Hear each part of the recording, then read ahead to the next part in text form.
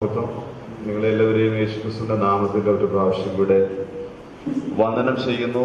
ഈ ബൈബിൾ ക്ലാസിന്റെ രണ്ടാമത്തെ ദിവസം നമുക്ക് ഒരുമിച്ച് ദൈവത്തിന്റെ സന്നിധിയിലായിരിക്കാൻ ദൈവം കൃപ നൽകി.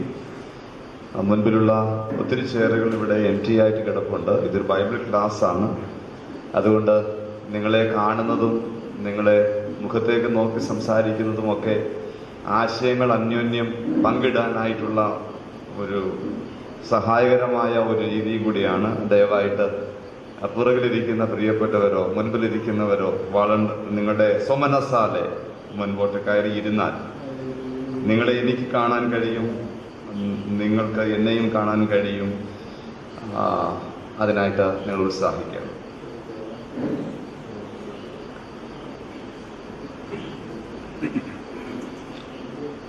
പ്രത്യേകാല ഇന്ന് നിങ്ങളോട് ഒരുമിച്ച് ആയിരിക്കാൻ കഴിഞ്ഞതിൽ ഞാൻ സന്തോഷിക്കുന്നു.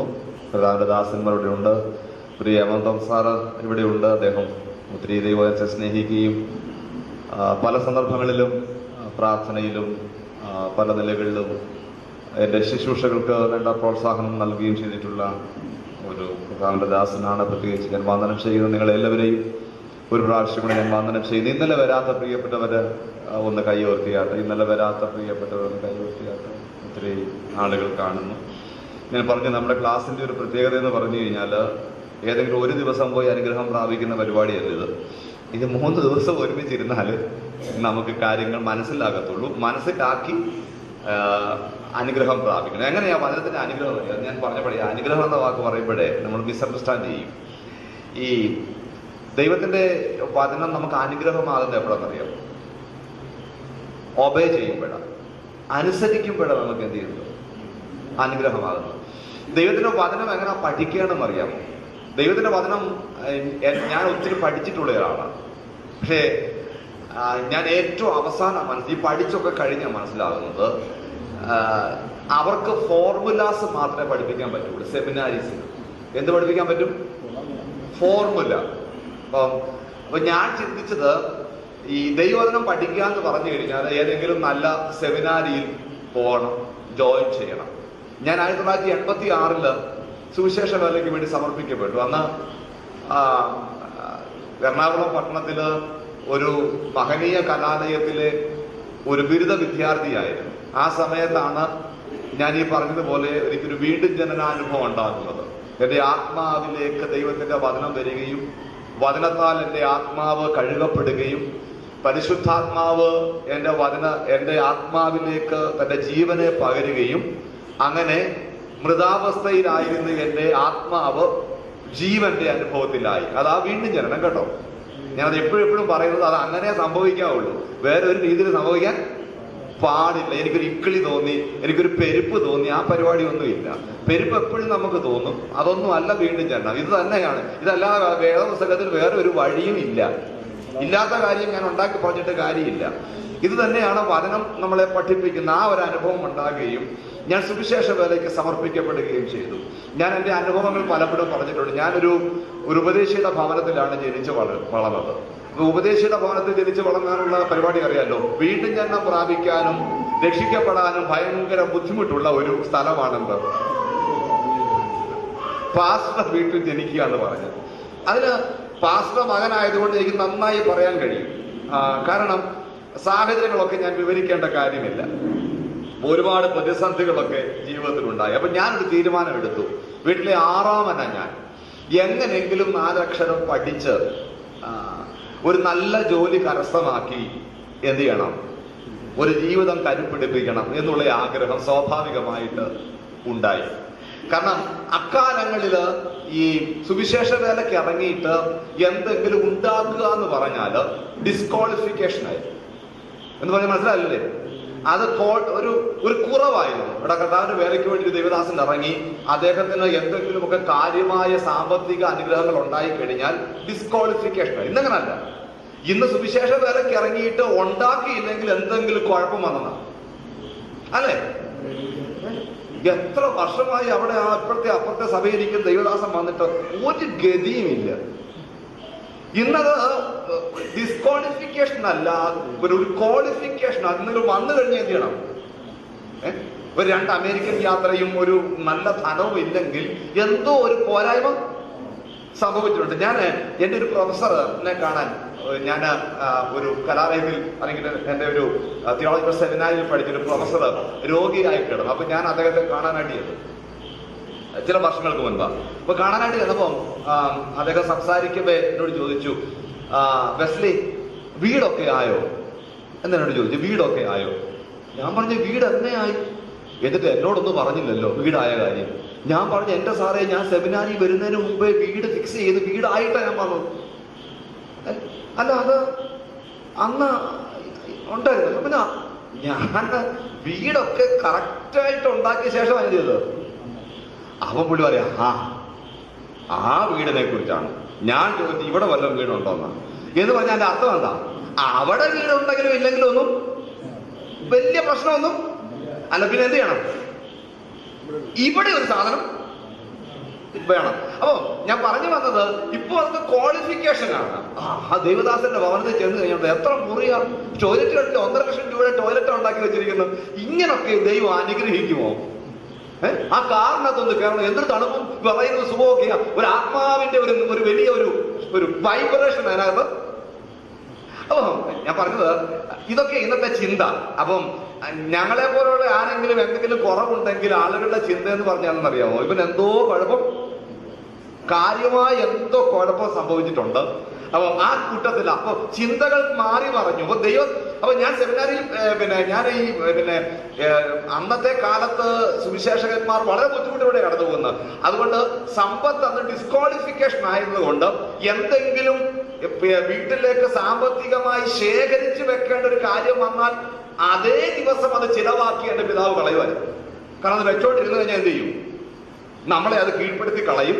അതുകൊണ്ട് ഒരു 10 രൂപ കൂടുതലുണ്ടെങ്കിൽ അത് എങ്ങനെ സ്തോത്രകാഴ്ച കിട്ടി ചെലവഴിക്കാമെന്ന് എന്റെ അപ്പനും അമ്മയും. അതുകൊണ്ട് തന്നെ ഞാൻ ചിന്തിച്ചത് ഈ വലിയ ബുദ്ധിമുട്ടിൽ നിന്ന് എന്ത് ചെയ്യണം?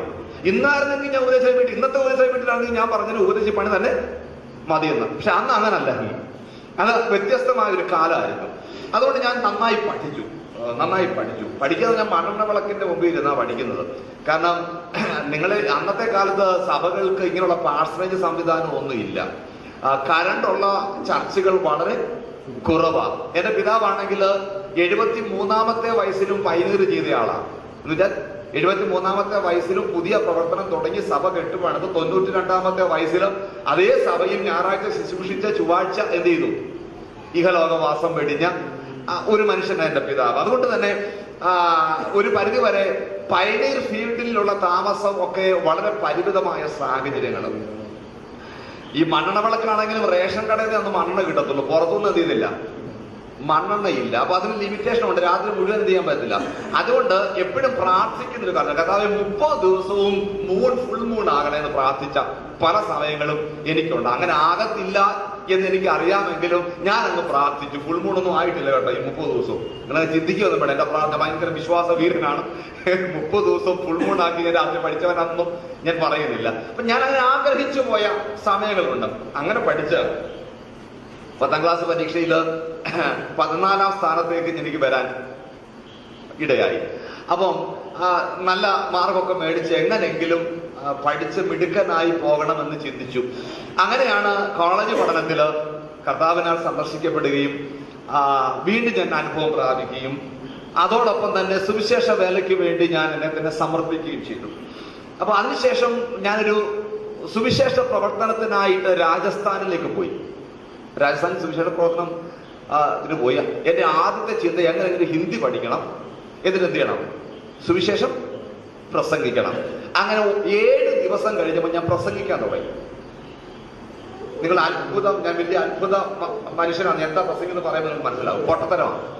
ഞാൻ പ്രസംഗിച്ചത് സത്യം പറഞ്ഞാൽ എനിക്കും മനസ്സിലായില്ല, കേട്ട ആളുകൾക്കും അതെങ്ങനെ മനസ്സിലാകും. അങ്ങനെയൊക്കെ ഒരാഴ്ച കൊണ്ടൊക്കെ എല്ലാ ഭാഷയും പഠിച്ച് സംസാരിക്കാൻ ആരെങ്കിലും ഭയങ്കര അത്ഭുതം പറഞ്ഞാൽ എനിക്കതൊന്നും വലിയ യോജിപ്പൊന്നും ഇല്ല.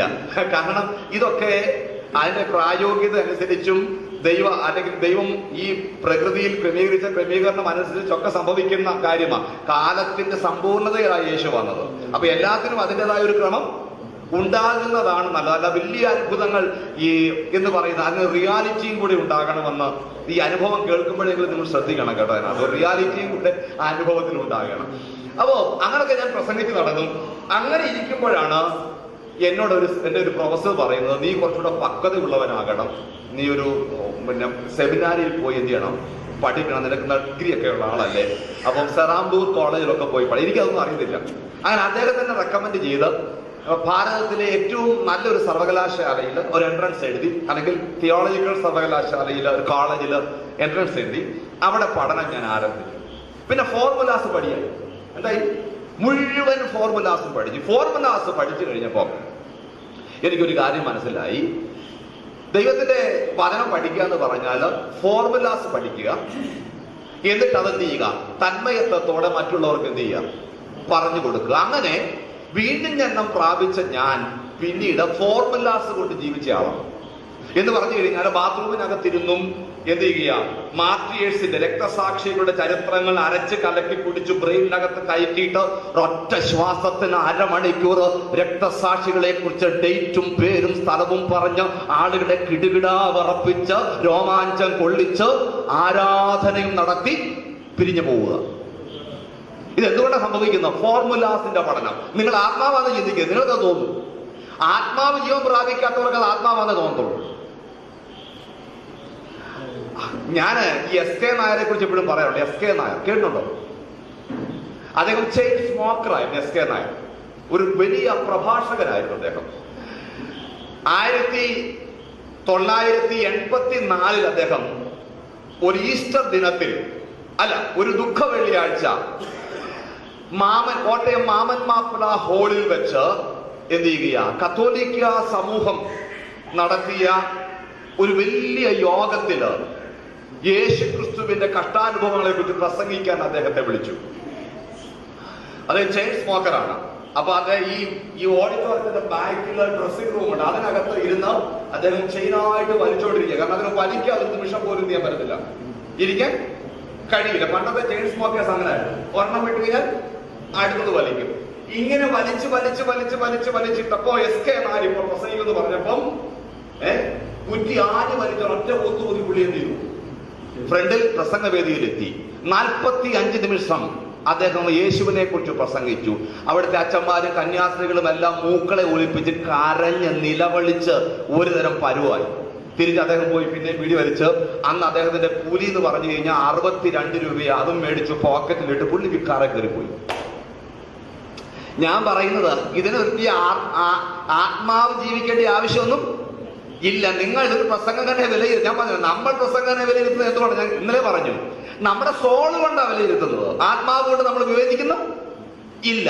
ഇതൊക്കെ ഫോർമുലാസ് പഠിച്ച് പ്രസംഗിക്കാൻ പറ്റും. നല്ല ഓർമ്മശക്തി ഉള്ളവർ, വാക്യങ്ങൾ നിശ്ചയമുള്ളവർ, വാക്യങ്ങൾ എങ്ങും നോക്കാതെ പടപട പറയുന്നവർ, നല്ല കാര്യം തന്നെ.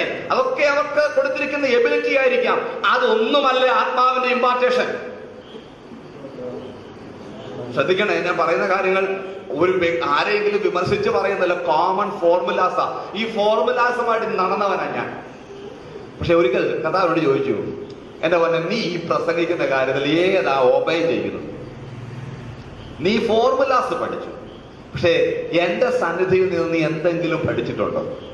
അന്ന് എന്റെ MTH ശേഷമുള്ള എല്ലാ ഡിഗ്രികളും ഞാൻ വലിച്ചു കീറി ഒരു തീപ്പെട്ടി കൊള്ളി ഉരച്ച് കത്തിച്ചു കളഞ്ഞു. എന്നിട്ട് ഞാൻ ദൈവസ്ഥാനത്ത് ഇരിക്കാൻ തുടങ്ങി. ഫോർമുലാസ് കുഴപ്പമുള്ള കാര്യമൊന്നുമല്ല. ദൈവനോട് പറഞ്ഞു, നിനക്ക് പഠിക്കണോ, വേദപുസ്തകം പഠിപ്പിക്കണോ, ഞാൻ പഠിപ്പിച്ചു തരാം. ഒരു കാര്യം മാത്രമേ ഉള്ളൂ, നീ ആദ്യം എന്ത് ചെയ്യുക, വിശുദ്ധ വേദപുസ്തകത്തിലെ ഒരു കാര്യം വായിക്കുക, അതനുസരിക്കുക. നാളെ നിന്നെ വേറൊരു കാര്യം ഞാൻ പഠിപ്പിക്കും, അടുത്ത കാര്യം അനുസരിക്കുക. അപ്പം മറ്റന്നാളെ വേറൊരു കാര്യം എന്ത് ചെയ്യും? Obey obey obey. അനുസരിക്കുക അനുസരിക്കുക അനുസരിക്കുക. അപ്പൊ ദൈവം എന്ത് ചെയ്യും? നമ്മെ പഠിപ്പിക്കും. ഈ പഠനമാണ് ആക്ച്വലി അനുഗ്രഹം. This is blessing. അല്ല, നിങ്ങൾ ഉദ്ദേശിക്കുന്ന പോലെ ഫോർമുലാസ് കുഴപ്പമൊന്നുമില്ല. ഞാൻ സെമിനാരി ടീച്ചറും കൂടെ ആയിരുന്നു. ഒരുപക്ഷെ കേരളത്തിലെ വളരെ പ്രധാനപ്പെട്ട കോളേജുകളിലൊക്കെ ഞാനും പഠിപ്പിച്ചിട്ടുണ്ട് കുറച്ചു കാലം. ഫോർമുലാസ് പഠിക്കാൻ കഴിയും, പക്ഷേ ദൈവത്തിന്റെ വചനം പഠിക്കണമെങ്കിൽ, ദൈവം പഠിപ്പിക്കണമെങ്കിൽ നാം ദൈവത്തിന്റെ വചനത്തെ അനുസരിക്കുമ്പോഴാണ് അടുത്തൊരു ലെസൺ ദൈവം എന്ത് ചെയ്യുന്നു, പഠിപ്പിക്കുന്നത്. അങ്ങനെ അനുഭവങ്ങളിലൂടെ വചനം പഠിച്ച പിതാക്കന്മാരും ചുരുക്കം പ്രിയപ്പെട്ടവരും ഒക്കെ ഇന്ന് അവിടെ ഇവിടെയൊക്കെ ഉണ്ടാകാം. ഇന്ന് രാത്രി ഞാൻ അവരെ ഓർത്ത് സ്തോത്രം ചെയ്യുന്നു, കർത്താവിനെ മഹത്വപ്പെടുത്തുന്നു. അതുകൊണ്ട് പ്രിയപ്പെട്ടവരെ, നാം ദൈവത്തിന്റെ വചനം പഠിക്കാൻ നിങ്ങൾ ആഗ്രഹിക്കുന്നെങ്കിൽ എന്ത് ചെയ്യാം, നിങ്ങൾ റെഡി ടു ഒബേ ചെയ്യുമ്പോൾ അടുത്ത പാഠം പഠിക്കും. എനിക്ക് 2 വർഷം 3 വർഷം സെമിനാറിൽ ഇരിക്കുന്നതിനേക്കാൾ നല്ല സുന്ദരമായിട്ട് കർത്താവ് നിങ്ങളെ എന്ത് ചെയ്യും, ദൈവത്തിന്റെ വചനം തികവോടെ പഠിപ്പിച്ച് കർത്താവിന്റെ മഹത്വത്തിന് വേണ്ടി നമ്മെ ദൈവം ഉപയോഗിക്കും. അപ്പൊ കഴിഞ്ഞ പ്രാവശ്യം ഇന്നലെ ഒരു ചെറിയ പ്രശ്നം പറയാൻ മറന്നുപോയി. ഒരു 5-6 മാസമായിട്ട് എന്റെ വാച്ചിന്റെ ബാറ്ററി വീക്കാണ്. മാറാനായിട്ട് എനിക്ക് സമയം കിട്ടിയില്ല. കാരണം എന്നെ അടുത്തറിയാവുന്നവർക്ക് അറിയാം, ഞാനിങ്ങനെ പലയിടങ്ങളിൽ യാത്രകൾ കൊണ്ട് നടക്കുന്ന ഒരാളാണ്. അപ്പം ആ വാച്ചിനകത്ത് ചെറിയ പ്രശ്നമുണ്ട്. ഇന്ന് ഞാനത് കെട്ടാൻ നോക്കിയപ്പോഴാണ് എനിക്ക് മനസ്സിലായത്, അതുകൊണ്ട് ഞാൻ അത് കെട്ടാതെ വന്നിരിക്കുന്നത്. കാരണം ഞാൻ ആ വാച്ചിനെ ഡിപ്പെൻഡ് ചെയ്യും. അതുകൊണ്ട് ഇടയ്ക്ക് ഞാൻ അങ്ങോട്ട് നോക്കും, ക്ഷമിക്കണം. കാരണം ആ ഒരു ഘടികാരം ആ സമയത്തെ ഒന്ന് ക്രമീകരിക്കാനായിട്ട്. അത് കറക്റ്റാണല്ലോ അല്ലേ? അത് കറക്റ്റാണ്. അപ്പൊ അതുകൊണ്ടാണ് ഇന്നലെ ചെറിയൊരു സമയത്തിന്റെ ഒരു വ്യതിയാനം ഉണ്ടായത്. ശ്രദ്ധിക്കുക, കഴിഞ്ഞ ദിവസം നമ്മൾ പഠിക്കാനായി തുടങ്ങിയ ഒരു കാര്യം വീണ്ടും ജനനത്തെ സംബന്ധിച്ച അതിപ്രധാനമായ ഒരു കാര്യമായിരുന്നു. വീണ്ടും ജനനത്തിന്റെ ആവശ്യകത എന്തെന്നാണ് നാം കണ്ടുവന്നത്. How to be born again, എങ്ങനെ നാം വീണ്ടും ജനിക്കണം എന്നും നമ്മൾ പറഞ്ഞു വെച്ചല്ലേ. എങ്ങനെ വീണ്ടും ജനിക്കണം, വീണ്ടും ജനനത്തിന്റെ ആവശ്യകതയെ കുറിച്ച് പറഞ്ഞപ്പോഴാണ് നാം തുടങ്ങി വെച്ച കാര്യം ഏദൻ തോട്ടത്തിൽ സംഭവിച്ച അതിപ്രധാനമായ ഒരു പ്രശ്നമാണ് നാം തുടങ്ങി വെച്ചത്. കാരണം ഏദൻ തോട്ടത്തിൽ വെച്ച നന്മ തിന്മകളുടെ ഫലം അവർ കഴിച്ചപ്പോൾ, ഗുഡ് ആൻഡ് ഇവിളിന്റെ ഫലം അവർ കഴിച്ചപ്പോൾ എന്താ സംഭവിച്ചത്? അവിടെ ആത്മാവ് മരിച്ചുപോയി, അല്ലെങ്കിൽ ആത്മാവിൽ നിന്ന് ജീവൻ നഷ്ടപ്പെട്ടു. പിന്നീട് അവരുടെ ദേഹിയിൽ എന്ത് ചെയ്തു? ദൈവത്തിന്റെ, അവരുടെ മനസ്സിൽ നിന്ന് ദൈവത്തിന്റെ നീതി പറന്ന് പോയി. പിന്നെ എന്ത് നീതി വന്നു? സ്വയം നീതി അവരിലേക്ക് വന്നു. ഞാൻ പറഞ്ഞത് മനസ്സിലാകുന്നുണ്ടോ? ഏദൻ തോട്ടത്തിൽ നന്മയുടെയും തിന്മയുടെയും ഫലം കഴിച്ചപ്പോൾ അവിടെ ആത്മാവ് മരിച്ചു. അവരുടെ മനസ്സിൽ, അല്ലെങ്കിൽ അവരുടെ ദേഹിയിൽ എന്തുണ്ടായി? ദൈവനീതി നഷ്ടഭവിച്ചു, ദൈവ തേജസ്സും നഷ്ടമായി. ഇതാണ് ആ ഫലം കഴിച്ചപ്പോൾ ഉടനടി ആ വ്യക്തിത്വത്തിൽ സംഭവിച്ച ഒരു വലിയ വ്യത്യാസം. ഒന്ന് മരിച്ചു, മറ്റതിൽ നിന്ന് ദൈവനീതി പോയി, ശരീരത്തിന്റെ മഹത്വവും നഷ്ടപ്പെട്ടു. അവർ നഗ്നരെന്ന് അവർക്ക് എന്ത് ചെയ്തു?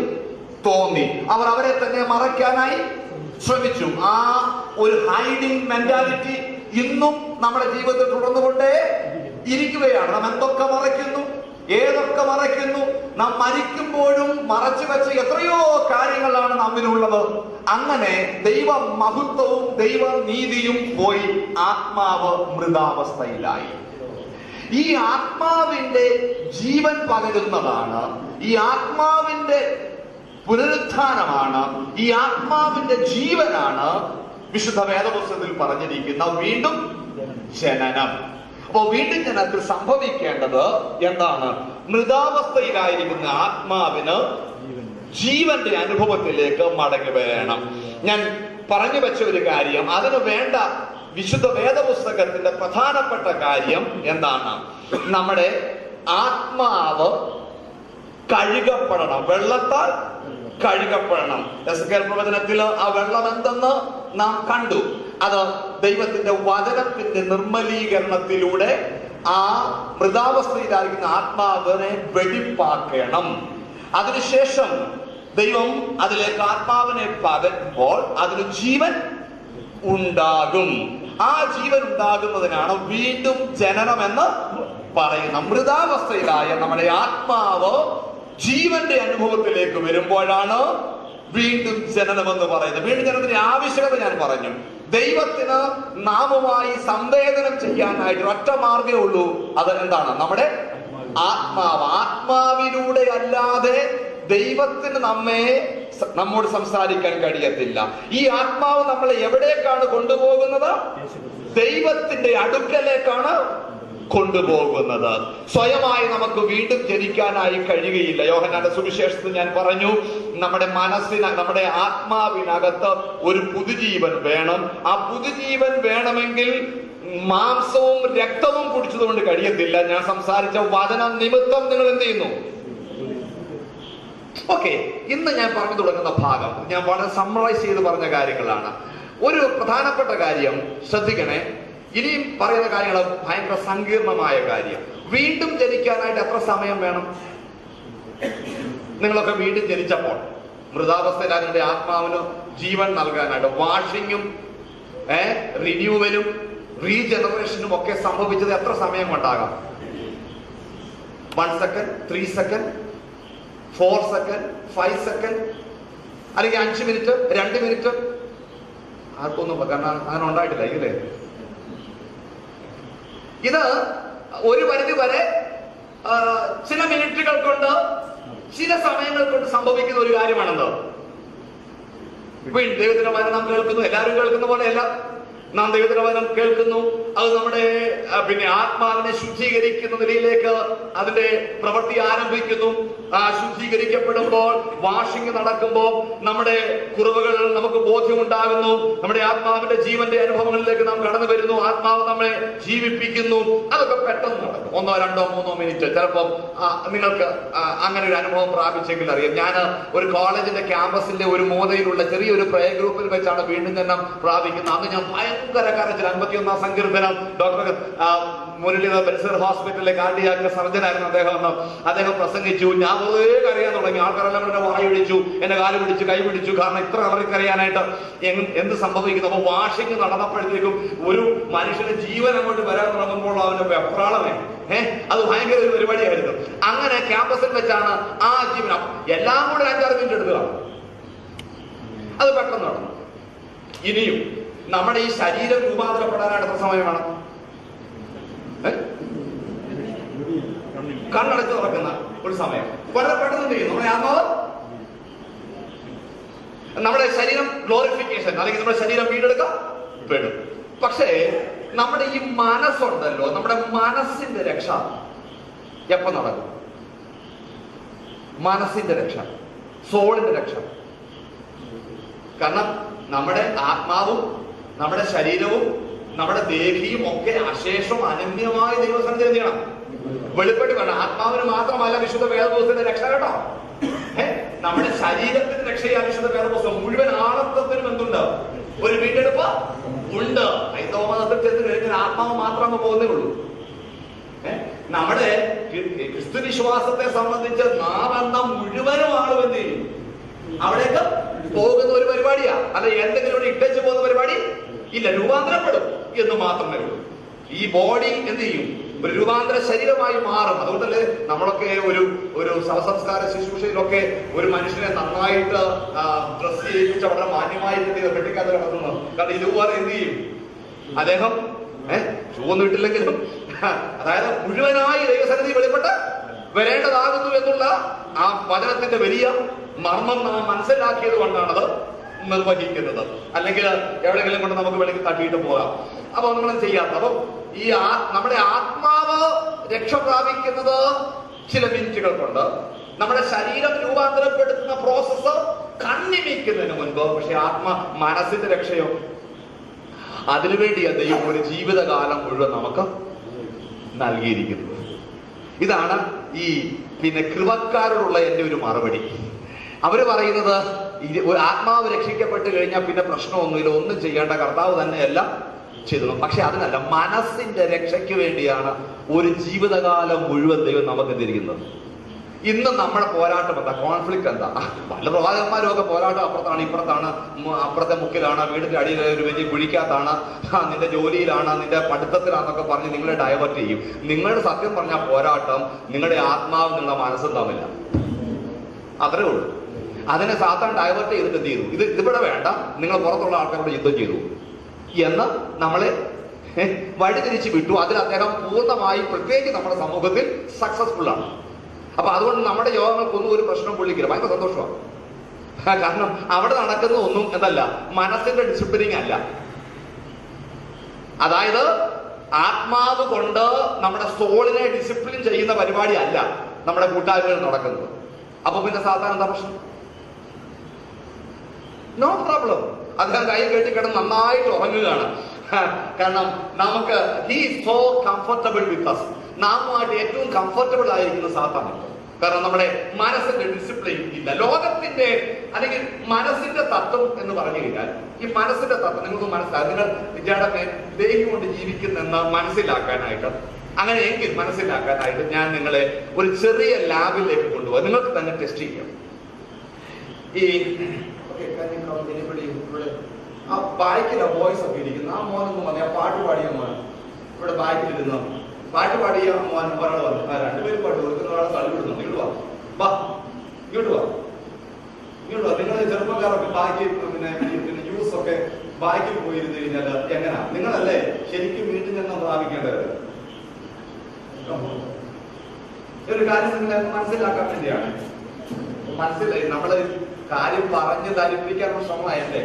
ഓ ഞാൻ തിരിച്ചു പറയുക, കാരണം ഇദ്ദേഹം എനിക്കറിയില്ല പണമോ ഇല്ലയോ പേരൻസ് വല്ലതും ഉണ്ടെങ്കിലും. അപ്പൊ ഇദ്ദേഹം ദൈവമാണ്, ഈസ് ഗോഡ്, ഞാൻ ഡെവിളാണ്. സന്തോഷമായി?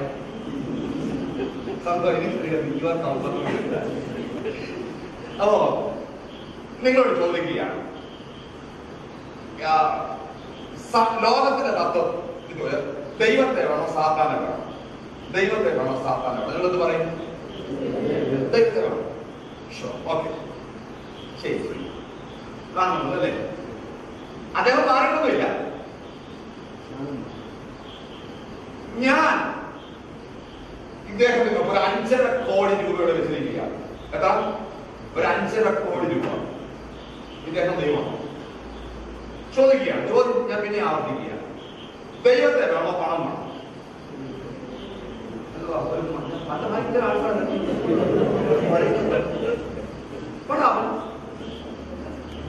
എന്തൊരു പ്രശ്നം? അപ്പൊ ചോദ്യം വന്നില്ല, നമ്മുടെ ഈ സോളിന്റെ കോടതി തുറന്നു വെച്ചിട്ട് കർത്താവെ പണമില്ല ജീവിക്കാൻ പറ്റുമോ? ഈ ഉപദേശിമാരെ പ്രസംഗം നടക്കുന്നു, പണമില്ലെങ്കിൽ കുടിക്കൊണ്ട് യാത്ര ചെയ്യാൻ പറ്റുമോ? പണമില്ലാതെ മൂവ് ചെയ്യാൻ പറ്റുമോ? പണമില്ലാതെ മക്കളെ പഠിപ്പിക്കാൻ പറ്റുമോ? എന്നോട് ചോദിച്ചാ, എന്റെ മോള് നല്ല മാർക്കോടുകൂടെ പിന്നെ +2 പാസ്സായ. അപ്പൊ ഞാൻ അവളോട് പറഞ്ഞപ്പോഴേ പറഞ്ഞു, ഞാൻ ഒരു ഉപദേശിയാണ്. അതുകൊണ്ട് പിന്നെ ഡൊണേഷൻ, പിന്നെ എന്തൊക്കെയാണ് പറയുന്ന പേര്, അങ്ങനത്തെ സംഭവം 3 ലക്ഷം രൂപ കൊടുത്തിട്ട് കടം മാറ്റാൻ വേണ്ടി യാത്ര ചെയ്യുന്ന ആൾക്കാരൊക്കെ ഉണ്ടോ? 5 ലക്ഷം രൂപ കൊടുത്തിട്ട് അതിന്റെ നീക്കുപോക്കാക്കാൻ വേണ്ടി വിസിറ്റിങ്ങിന് പോകുന്ന ആൾക്കാരൊക്കെ ഉണ്ടോ? എനിക്കറിയാം. പറഞ്ഞു, സുവിശേഷത്തിന്റെ നിമിത്തം ഇത്തരത്തിലുള്ള കപടതകൾ എനിക്ക് കാണിക്കാൻ പറ്റുന്ന ആൾ എനിക്ക് എന്നെ അറിയാം. ഞാൻ എന്റെ മകളാ ഇവർ. അപ്പൊ അതുകൊണ്ട് നിനക്ക് എപ്പോൾ 90 അബോ ഒക്കെ മാറുകയാണെന്നായിരിക്കാം.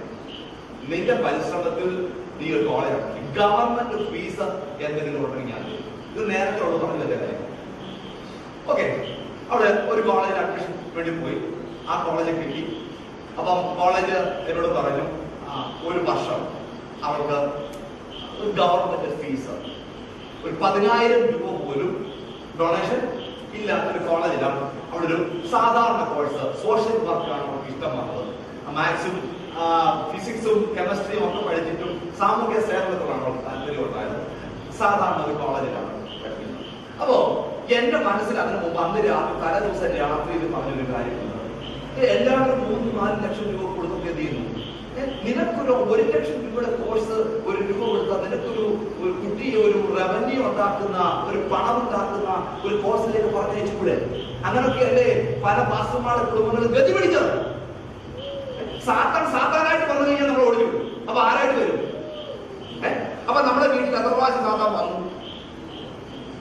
എത്ര പ്രാവശ്യം സാത്താനോട് നിങ്ങൾ കോംപ്രമൈസ് ചെയ്തിട്ടുണ്ട്? അല്ലേ? സാത്താൻ, പ്രിയപ്പെട്ട ഒരു കാര്യം മനസ്സിലാണ്, സാത്താൻ ഒരിക്കലും സാത്താനായി വരില്ല. He will use only proxy. പ്രോക്സിയെ മാത്രമേ സാത്താൻ ഉപയോഗിക്കുകയുള്ളൂ. യേശുവിന്റെ അടുക്കലും പ്രോക്സിയുമായിട്ടാണ് വരുന്നത്. അല്ലേ? നീ കല്ലോട് അപ്പമായി തീരാൻ പറ.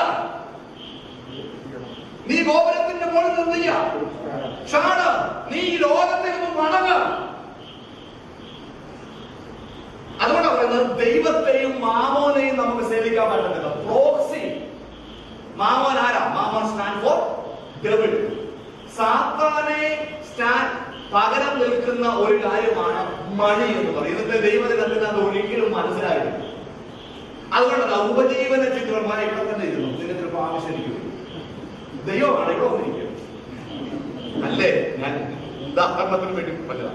അപ്പോ ദൈവം എപ്പോഴും സാത്താൻ ലോകത്തിന്റെ തത്വം എന്താ? ലോകം മുഴുവനും വർക്കൗട്ട് ചെയ്ത് എന്തിലാണ്? മണിയിലാണ് അല്ലേ? മണിയെ കുറിച്ച് ചിന്തിക്കാത്ത ഒരു ദിവസമെങ്കിലും, ദൈവത്തെ കുറിച്ച് ചിന്തിക്കാത്ത 10 ദിവസം ഉണ്ടെങ്കിലും മണിയെ കുറിച്ച് ചിന്തിക്കാത്ത ഒരു നിമിഷമെങ്കിലും നമുക്കുണ്ടോ? ഉണ്ടോ? പ്രാർത്ഥിക്കുമ്പോഴും എന്താ പറയുന്നു? പൈസ. പാസ്റ്റർമാര് വിശുദ്ധ ചെയ്യാൻ വരുമ്പോഴെന്താ പറയുന്നത്? പൈസ. കൂട്ട സഹോദരന്മാർ ഒരുമിച്ചിരുന്ന് ഇരിക്കുമ്പോഴും ഡിസ്കഷൻ എന്താ? മണി. എവരിവെയർ മണി. മാമോൻ. അപ്പൊ നമ്മൾ ആരെയും സേവിക്കുന്നത്? ഇനിയും പണത്തെ കുറിച്ച് വല്ലതും പറയാൻ തുടങ്ങിക്കഴിഞ്ഞാൽ ഇവിടുത്തെ അന്തരീക്ഷം മാറും.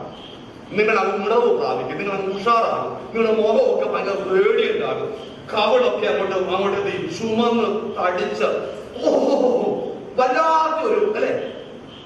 ഇത് ലോകത്തിന്റെ തത്വം എന്ന് പറയുന്നത് എപ്പോഴും മണിയാണ്. മനസ്സെപ്പോഴും പറ്റി നിൽക്കുന്നത് എവിടെയാണ്? സോൾ എപ്പോഴും കൺഫേംഡ് ആയിട്ട് നിൽക്കുന്ന എവിടെയാണ്? മണിയില്ല. അവിടെ കുറച്ച് ഞാൻ 3-ാം വാക്യത്തിൽ പറയുന്നത് നിങ്ങൾ ഭൂമിയിലുള്ളതല്ല, സെറ്റ് യുവർ മൈൻഡ് അബോവ്. ഭയങ്കര ബുദ്ധിമുട്ടാണ്. It's not a easy thing. നിങ്ങളുടെ മനസ്സിനെ സ്വർഗത്തിൽ ആത്മാവിൽ ദൈവം ഇരിക്കുന്ന ഇടത്ത് നമുക്ക് വേണ്ടി ജീവൻ പകർന്ന ദൈവത്തിന്റെ അടുക്കലേക്ക് നിങ്ങളുടെ മനസ്സിനെ ഉറപ്പിക്കാൻ ഭയങ്കര പ്രയാസമാണ്. അതിന് ഒരായുസ് മുഴുവൻ നമുക്ക് ദൈവം നൽകിയിരിക്കുന്നു. ഇത് ഒരു ദിവസം കൊണ്ടൊന്നും ചെയ്തിട്ടില്ല. ഇത് അവൻ ഒരു പുതിയ സൃഷ്ടിയായി തീർന്നൊക്കെ എഴുതി വെച്ചിരിക്കലും അതിന്റെ പരിപൂർണത ഒരു ദിവസം കൊണ്ടോ 2 ദിവസം കൊണ്ടോ സംഭവിക്കുന്നില്ല. ഈ മനസ്സിന്റെ ഡിസിപ്ലിൻ ഭയങ്കര ബുദ്ധിമുട്ടാണ്. പഴയ ജീവിതത്തങ്ങളെ ഇല്ലാതെയാക്കുക എന്നുള്ളത്, മനസ്സിന്റെ ചിന്തകളെ പിടിച്ചടക്കുക എന്നുള്ളത്, ആത്മാവിന്റെ ചിന്തയ്ക്ക് വിധേയപ്പെടുക എന്നുള്ളതിന് വേണ്ടിയാ ദൈവം വീണ്ടും തന്നെ പ്രാപിച്ച ഒരാൾക്ക് ഒരായുസ് മുഴുവൻ നൽകിയിരിക്കുന്നു. അതുകൊണ്ട് നിങ്ങൾക്ക് എന്നെങ്കിലും അത് നിർത്താൻ പറ്റത്തില്ല. ഞാൻ ഇന്നലെ പറഞ്ഞ പോലെ അന്ത്യശ്വാസം വരിക്കുന്നത് വരെ ഈ മനസ്സിനെ ഡിസിപ്ലിനിൽ നിർത്താനായിട്ട് എന്ത് ചെയ്യണം? ആത്മാവിന്റെ സഹായത്താൽ നിങ്ങൾ എന്ത് ചെയ്യണം? മുൻപോട്ട് പോവുകയാണ്. ഓക്കെ, ഇത്രയും ഭാഗങ്ങൾക്ക് മനസ്സിലായെന്ന് ഞാൻ വിശ്വസിക്കുന്നു. അടുത്ത ഒരു ചാപ്റ്ററിലേക്ക് ഞാൻ പ്രവേശിക്കുകയാണ്. ഓക്കെ, ഇന്ന് നമ്മൾ ചിന്തിക്കുന്ന ഒരു കാര്യം, നാം വീണ്ടും ജന്മം പ്രാപിക്കുമ്പോൾ നമുക്ക് കിട്ടുന്ന അനുഗ്രഹം എന്താണ്? പലരും തെറ്റിദ്ധരിക്കുന്ന ഒരു കാര്യമാണ്. വീണ്ടും ജന്മം പ്രാപിക്കുമ്പം കിട്ടുന്നത് കാറാണ്, വീടാണ്, പിന്നെന്താ? ഞാൻ രക്ഷിക്കപ്പെട്ട് കഴിഞ്ഞപ്പോഴത്തേക്കും എന്റെ സ്ഥിതിക്ക് എന്ത് ചെയ്തു? ഏത് സ്ഥിതി? മനസ്സിലായോ? പണ്ടത്തെ സ്ഥിതി തന്നെയാണ്. ആ സ്ഥിതി ഒന്ന് വ്യത്യാസം പെട്ടു. അപ്പം ഈ രക്ഷയിൽ നമുക്ക് ലഭിക്കുന്ന അനുഗ്രഹങ്ങൾ എന്താണ്? നമ്പർ 1, രക്ഷയിൽ നമുക്ക് ലഭിക്കുന്ന ഒന്നാമത്തെ അനുഗ്രഹം ഒന്ന് പറയാമോ? വീണ്ടും ജന്മം പ്രാപിക്കുന്ന വ്യക്തിക്ക് ലഭിക്കുന്ന അനുഗ്രഹം എന്താ?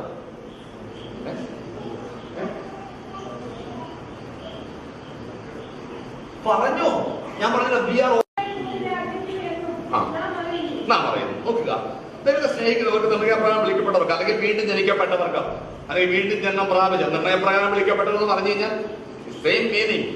ബോൺ അഗെയിൻ, ജനുവിനായിട്ട് ബോൺ അഗെയിൻ ആയവർക്ക് വേണ്ടി എന്ത് ചെയ്യുകയാണ്? സകലവും നന്മയ്ക്കായി കൂടി വ്യാപരിക്കുന്നതെന്ന് നാം അറിയുന്നു. അപ്പോ എന്താ ഇവിടെ നമ്മളെ മുഴുവനായിട്ട് നമുക്ക് വരുന്ന പ്രതിസന്ധികൾ, പ്രശ്നങ്ങൾ, പ്രയാസങ്ങൾ, ബുദ്ധിമുട്ടുകൾ ഒക്കെ നമ്മുടെ മനസ്സിനെ ഷേപ്പ് ചെയ്യാൻ വേണ്ടി, നമ്മുടെ നമ്മുടെ സോളിനെ ഡിസിപ്ലിൻ ചെയ്യാൻ വേണ്ടിയാണ് ഈ ലോകത്തിലെ ഒരു ആയുസ് മുഴുവൻ നൽകിയിരിക്കുന്നത്. അപ്പൊ പലതരത്തിലുള്ള പ്രതിസന്ധികളിലൂടെ നാം എന്ത് ചെയ്യുക? ഇങ്ങനെ കടന്നു പോകുക. എന്തിനു വേണ്ടിയാണ് ഇങ്ങനെ വീണ്ടും ജനിക്കപ്പെട്ടവരെ എന്ത് ചെയ്യുന്നത്? ഇങ്ങനെ ഡിസിപ്ലിനിൽ കൊണ്ടുവരുന്നത്, ഈ തരത്തിലൂടെ കടത്തിക്കൊണ്ടു പോകുന്നത് എന്താണ്? ഒരു നന്മയിലേക്ക് നമ്മെ കൊണ്ടെത്തിക്കാനായിട്ടാണ്. എന്താ അവിടെ ഉദ്ദേശിക്കുന്ന ഏറ്റവും വലിയ നന്മ? നാം അതിന്റെ 29-ാമത്തെ വാക്യത്തിൽ വായിക്കുന്ന അതിന്റെ നന്മയെ കുറിച്ച് അവിടെ വായിക്കുന്നു. വായിച്ചേട്ടാ.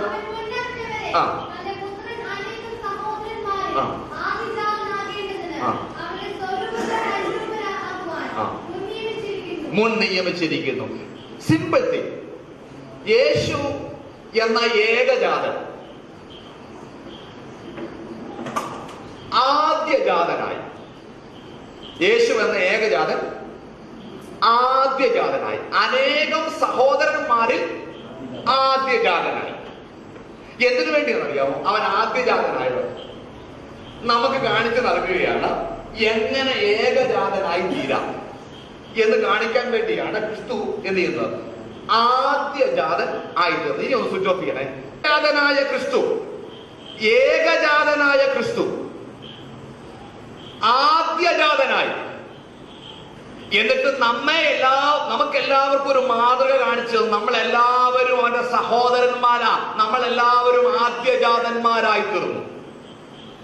എന്നിട്ട് നമ്മളെ എല്ലാവരെയും കർത്താവ് എങ്ങോട്ടാ കൊണ്ടുപോകുന്നതാ? യേശു ക്രിസ്തു എന്ന ഏകജാതന്റെ തനിപ്പകർപ്പാക്കി തീർക്കാൻ വേണ്ടിയാണ് കർത്താവ് നമുക്ക് പുത്രത്വം എന്ന അവകാശം നൽകിയത്. പുത്രത്വം എന്ന് പറഞ്ഞാൽ മക്കൾ എന്നുള്ള അവകാശമല്ല, യേശുവിനെ പോലെയാകാനുള്ള അവകാശം. നമ്മൾ പുത്രത്വം എന്ന് പറഞ്ഞാൽ എന്താ പറയുന്നത്? നമ്മളെ മക്കളെങ്കിലോ ഞാൻ പറയുന്നത് എന്താ അവകാശമാണ്? ദൈവത്തിന്റെ കൂട്ടവകാശി. അവകാശം എന്ന് പറഞ്ഞു കഴിഞ്ഞാൽ സ്വർഗത്തിൽ ഇത്രമായ സമ്പത്തുണ്ടല്ലോ, എന്നൊക്കെ പ്രാർത്ഥിക്കേണ്ട പുരാതന സമ്പത്തുണ്ടല്ലോ, ഇങ്ങോട്ട് തരിക.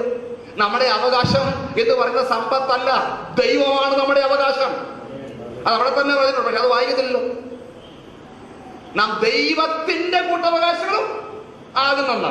അല്ലാതെ നിങ്ങൾ ഉദ്ദേശിക്കുന്ന മാതിരി നമ്മുടെ ദൈവത്തിന്റെ മക്കളായി കഴിഞ്ഞാലോ മുഴുവൻ അവകാശം കിട്ടും. ദൈവത്തിന്റെ മക്കൾ എന്തിനാണ് ചെറിയ വാഹനങ്ങൾ നടക്കും? ദൈവത്തിന്റെ മക്കൾ എന്തിനാ നടന്നു പോകുന്നത്? ദൈവത്തിന്റെ മക്കൾ എന്തിനാ ബസ്സിൽ പോകുന്നത്? അവൻ തമ്പുരാൻ സകലവും സൃഷ്ടിച്ചവനല്ലേ, അവന്റെ അവകാശികളായതുകൊണ്ട് നമുക്ക് എന്ത് ചെയ്യാം? എന്തൊരു രസമല്ലേ കേൾക്കാൻ, എന്തൊരു സുഖം. ഇപ്പൊ അവർക്കും എല്ലാം മാറിയില്ലേ? എനിക്കറിയാം. ഇത് പറയുമ്പോൾ നമ്മുടെ മനസ്സിന്റെ ഒരു പ്രശ്നമാണ്. ഇതൊക്കെ കേൾക്കുമ്പോൾ നമ്മുടെ മനസ്സിന് ഭയങ്കര ഉഷാറാകും. നമ്മുടെ സകല മന്ദതയും എന്ത് ചെയ്യും? മാറിപ്പോകും. അപ്പോ ഇവിടെ ഏകജാതൻ ആദ്യജാതനായി.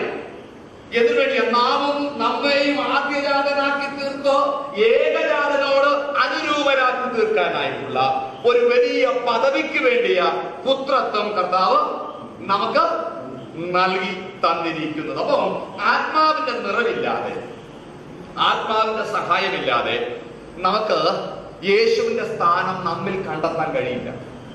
ആത്മാവ് നമ്മളെ സഹായിക്കുന്നത് എന്തിനു വേണ്ടിയാണെന്ന് അറിയാമോ? ആത്മനിറവ് എന്തിനു വേണ്ടിയാണെന്നറിയാമോ? എന്തിനു വേണ്ടിയാ? ആർക്കറിയാല്ലേ? ആ പാട്ടിന്റെ അവസാനം കിടന്ന് വെള്ളം ഉണ്ടാക്കാനായിട്ടാണ്, അല്ലാതെ അല്ലേ?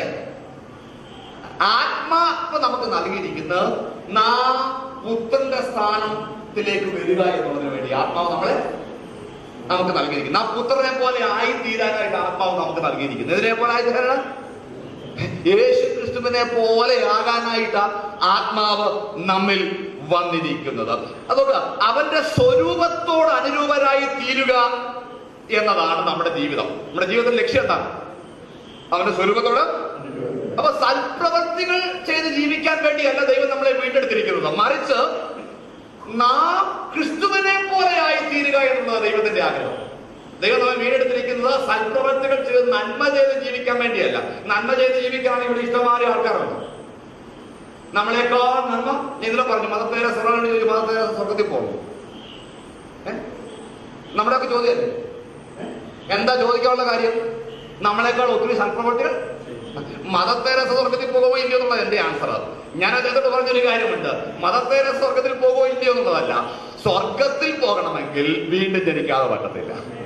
കാരണം ദൈവത്തെ നമ്മളുമായി കമ്മ്യൂണിക്കേറ്റ് ചെയ്യണമെങ്കിൽ ആത്മാവിന്റെ ജനനം ആവശ്യമാണ്. ആത്മാവിലൂടെ മാത്രമേ നമ്മുടെ സോളിലേക്കും നമ്മുടെ ബോഡിയിലേക്കും ദൈവത്തിന് എന്തെങ്കിലും പ്രവർത്തികൾ ചെയ്യാനായിട്ട് കഴിയുകയുള്ളൂ. അതുകൊണ്ട് സൽപ്രവർത്തികളല്ല വേണ്ടിയല്ല ദൈവം നമ്മളെ വിളിച്ചത്, പുത്രനെ പോലെയാകാനായിട്ട് ദൈവം നമ്മളെ വിളിച്ചിരിക്കുന്നത്. ഇതിനെ പോലെ ആകാനാണ് പറയൂ, ദൈവം എന്നെ പുത്രത്വം നൽകി ആദരിച്ചിരിക്കുന്നത് യേശുവിനെ പോലെയാകാനായിട്ടാണ്. പ്രാർത്ഥിക്കണം, എല്ലാ ദിവസവും പ്രാർത്ഥിക്കണം. എനിക്ക് ആ പുത്രത്വം നൽകി എന്നെ ആക്കിയിരിക്കുന്നത് യേശുവിനെ പോലെയാകാനാണ്. ആത്മാവിന്റെ മേൽ പകർന്നിരിക്കുന്നത് യേശുവിനെ പോലെയാകാനാണ്. സ്നാനപ്പെട്ടിരിക്കുന്നത് ഞാൻ യേശുവിനെ പോലെയാകാനാണ്. ഈ ലോകത്തിൽ നൽകുന്ന എല്ലാ കൃപാവരങ്ങളും ദൈവം നൽകിയിരിക്കുന്നത് യേശുവിനെ പോലെയാകാനായിട്ടാണ്, അല്ലാതെ വേറെ വഴിയൊന്നും അതിനകത്ത്. ഓൺലി വൺ തിങ്, ടാർഗറ്റ് അത് മാത്രമാണ്, യേശു എന്ന ടാർഗറ്റ്. അപ്പോ നമ്മുടെ ക്രിസ്തീയ ജീവിതം ഡൂയിങ് അല്ല, ബീയിങ് ആണ്. എന്ത് ചെയ്തു എന്നല്ല ദൈവം നോക്കുന്നത്, നാം എന്താ ആയി എന്നാ ദൈവം നോക്കുന്നത്. നാം യേശുവിനെ പോലെ ആയോ എന്ന ദൈവം നോക്കുന്നത്. നിങ്ങൾ എന്ത് ചെയ്തെന്ന മതം നോക്കും, പാസ്റ്റർ നോക്കും, നിങ്ങളുടെ അപ്പനോ അമ്മയോ നോക്കും, നിങ്ങളുടെ ഡൂയിങ്സ്. പക്ഷെ ദൈവം നോക്കുന്ന യുവർ ബീങ്സ്. നീ യേശുവിനെ പോലെ എത്രമാത്രമായി എന്നാ എന്ത് ദൈവം നോക്കും. നമ്മളെയൊക്കെ നോക്കുമ്പോ ദൈവം നോക്കുമ്പോ എത്ര വരെ ആയി യേശുവിനെ പോലെ? ഇപ്പോഴാ ചിന്തിച്ചു തുടങ്ങിയത് തന്നെ. അത് ഈ ക്ലാസ്സിനോടൊപ്പം ആ ചിന്തയും പോകും. എറണാകുളത്തേക്ക് വണ്ടി കയറും, അവിടുന്ന് ബംഗ്ലാദേശിലേക്ക് വണ്ടി കയറും, തീർന്നു പരിപാടി. ഇനി പുതിയൊരു ക്ലാസ് വരട്ടെ. ഇതുകൊണ്ടൊക്കെ അവസാനിച്ചു. പ്രിയപ്പെട്ടവരെ, ഓരോ ദിവസവും നാം ദൈവസ്ഥിതിയിൽ ചോദിക്കേണ്ടത് ഹൗ വി ബിക്കം. ഞാൻ എത്രയായി? ആര്? യേശുവിനെ പോലെയായി. ഞാൻ എന്തൊക്കെ ചെയ്തു എന്നുള്ളത് വിട്. അത് കൊണ്ടൊന്നും നമുക്ക്, നമ്മുടെ നീതി പ്രവർത്തികൾ കൊണ്ടൊന്നും നമുക്ക് ദൈവത്തെ പോലെ ആയി തീരാൻ, ദൈവത്തെ പ്രസാദിപ്പിക്കാൻ കഴിയില്ല. ദൈവത്തിന് എന്തെങ്കിലും കൊടുത്തിട്ട് പ്രതിഫലം വാങ്ങിക്കുവാൻ നമുക്ക് ആകെ ചെയ്യാൻ കഴിയുന്നത് യേശുവിനെ പോലെയാകാനായിട്ട് നമുക്ക്. പരിശുദ്ധാത്മാവിന്റെ സഭയിലെ ശുശ്രൂഷ എന്താ? നമ്മൾ യേശുവിനെ പോലെ ആക്കുക എന്നുള്ള ശുശ്രൂഷയാണ് സഭയിൽ പരിശുദ്ധാത്മാവ് ചെയ്യുന്നത്. മണവാട്ടിയാക്കുക, യേശുവിനെ പോലെ ആക്കുക. അപ്പൊ ഇന്നത്തെ സഭയിൽ എന്താ ചെയ്യുന്നു, നടക്കുന്നത്? പറയും. ഒരു ദാവീദിനെ പോലെ ആക്കും നമ്മളെ അല്ലേ? കവടയൊക്കെ എടുത്ത് കറക്കി ഇസ്രായേലിന്റെ ദൈവത്തിന് ദൂഷണം പറയുന്നവനെ കറക്കിയെറിയുകയാണ്. അങ്ങനെ നമ്മളെ ദാവീദും യോസഫും അങ്ങനെ പലരുമാക്കും. കുഴപ്പമൊന്നുമില്ല, അവരൊന്നും ആയിട്ട് കാര്യമൊന്നുമില്ല, അവരൊന്നും കുഴപ്പമൊന്നും ഇല്ലാത്തവരായിരിക്കാം. പക്ഷെ അവരെ പോലെ ആകാനായിട്ടല്ല ദൈവം നമ്മെ വീണ്ടും ജനിപ്പിച്ചിരിക്കുന്നത്. നമ്മിൽ പുത്രന്റെ സ്ഥാനം കണ്ടെത്തുക എന്നുള്ളതാണ്. ഇത് സഭയ്ക്കകത്ത് നിന്ന് നടന്നില്ലെങ്കിൽ അതൊന്നും സഭയല്ല. എന്നോട് ഒരാൾ ചോദിച്ചു, എന്റെ പാസ്റ്ററെ, ഈ പഴയ നിയമം ഇല്ലെങ്കിൽ ഈ 3 വർഷം എന്നാ പ്രസംഗിക്കുന്നത്? കാരണം വല്ല വൈകാരിക മനസ്സിന് ഇക്കിളി നൽകുന്ന, നമ്മുടെ സോളിന് എന്തെങ്കിലും ആവേശം നൽകുന്ന വല്ലതും ഉണ്ടെങ്കിൽ എവിടെ ഉള്ളൂ? ഇവിടെ ക്രൂശിക്കപ്പെട്ട കാര്യം വല്ലതും പറഞ്ഞ് നമ്മുടെ സോളിന് എന്താ ഒരു സുഖം? വല്ല സുഖം വരുമോ? 6 ബോറൻ ക്രൂശല്ലാതെ ഉപദേശിക്കും, പറയാൻ വേറെ ഒന്നും ഇല്ലേ? എന്നാ വണ്ടി പിടിക്കാൻ കൊട്ടാരക്കരയ്ക്ക് അവിടെ ഉണ്ടല്ലോ, അല്ലെങ്കിൽ അഞ്ചലിലേക്ക് പോകാം, അവിടെ ഉണ്ടല്ലോ, തിരുവനന്തപുരത്തുണ്ടല്ലോ, അടുത്ത സ്ഥലങ്ങളൊക്കെ ഞാൻ പറയുന്നത്. എറണാകുളത്ത് ഇഷ്ടംമാതിരി ഉണ്ട്, വണ്ടി കറിയേക്കാം. പരിശുദ്ധാത്മാവ് സഭയിൽ ശുശ്രൂഷ ചെയ്യുന്നത് പ്രധാനപ്പെട്ടതായി നാം യേശുവിനെ പോലെ ആയിത്തീരുക എന്നുള്ളതാണ്. നോക്കുക, 8-ാം അധ്യായത്തിൽ 26-ാമത്തെ വാക്യം വായിച്ച്, വേദപുസ്തകത്തിലെ വചനങ്ങൾ വായിച്ചില്ലെങ്കിൽ സമയം വളരെ മുൻപോട്ട് പോകുന്നു. പ്ലീസ്.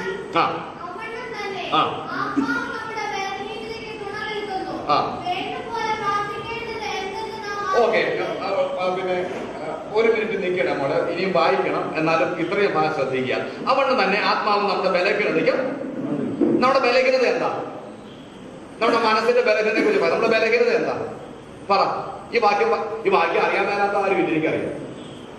വാക്യം അങ്ങനെ നിങ്ങൾ അവഗണിക്കരുത്. നമുക്ക് അറിയാൻ മേല, നമ്മുടെ ബലഹീനത എന്താ? പ്രധാന നമ്മുടെ ബലഹീനത, പിന്നെ അതായത് എനിക്ക് ഭയങ്കര പനിയാണ്, ഒന്ന് പ്രാർത്ഥിക്കാനായിട്ട് അറിയാൻ പറ്റില്ല, അവിടെ എന്റെ ബലഹീനതയ്ക്ക് എന്ത് ചെയ്യാം? എന്താ നമ്മുടെ ബലഹീനത? താഴെ എഴുതിയിട്ടുണ്ട്. എന്താണ് ബലഹീനത? വേണ്ടും പോലെ പ്രാർത്ഥിക്കേണ്ടത് എന്തെന്ന്, അതാണ് നമ്മുടെ ബലഹീനത. നമ്മുടെ വീക്ക്നെസ് എന്ന് പറഞ്ഞാൽ നമ്മുടെ സോളിന്റെ, നമ്മുടെ മനസ്സിന്റെ വീക്ക്നെസ്സാണ്. ഞാൻ പറഞ്ഞല്ലോ, മനസ്സിനെ ഡിസിപ്ലിൻ ചെയ്യാൻ വേണ്ടി ഒരു ആയുസ് ദൈവം നമുക്ക്, നമ്മുടെ മനസ്സിന്റെ രക്ഷയ്ക്ക് വേണ്ടിയാ. രക്ഷിക്കപ്പെട്ടുകൊണ്ടിരിക്കുന്നു, രക്ഷിക്കപ്പെട്ടുകൊണ്ടിരിക്കുന്നു, രക്ഷിക്കപ്പെട്ടുകൊണ്ടിരിക്കുന്നു എന്ന് പറയുന്ന മനസ്സിന്റെ ഡിസിപ്ലിനാ, മനസ്സിന്റെ രക്ഷയാ. അപ്പോ ശ്രദ്ധിക്കുക, ഈ മനസ്സിന്റെ പ്രശ്നം എന്ന് പറഞ്ഞാൽ മനസ്സിന് പ്രാർത്ഥിക്കാനായിട്ട് അറിയത്തില്ല. മനസ്സിന്റെ ബലഹീനത എന്താണെന്നറിയാമോ? എന്താ? വേണ്ടും പോലെ പ്രാർത്ഥിക്കാനായിട്ട് അറിയില്ല.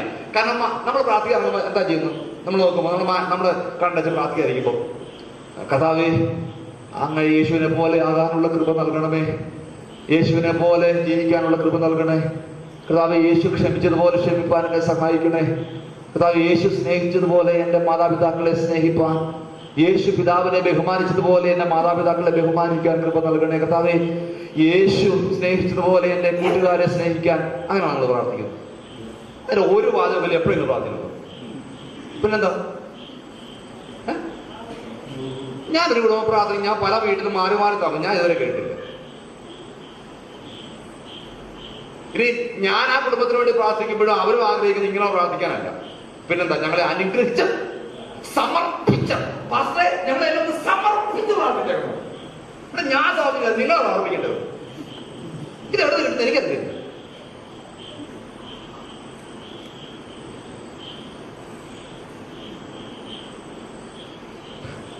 നിങ്ങൾ ഈ മനുഷ്യദൈവങ്ങളെ ഉണ്ടാക്കല്ലേ, മനുഷ്യദൈവങ്ങളെ ഉണ്ടാക്കല്ലേ, ഭയങ്കര അപകടമാണ്. ഞാനത് തുടങ്ങിയപ്പോഴേ പറയും, ഞാൻ വെറും വ്യാഖ്യാതാവ് മാത്രമാണ്, എന്റെ വ്യാഖ്യാനത്തിന് അപൂർണതകൾ ഉണ്ടാകും. നിങ്ങൾ മനുഷ്യദൈവങ്ങളെ ഉണ്ടാക്കരുത്.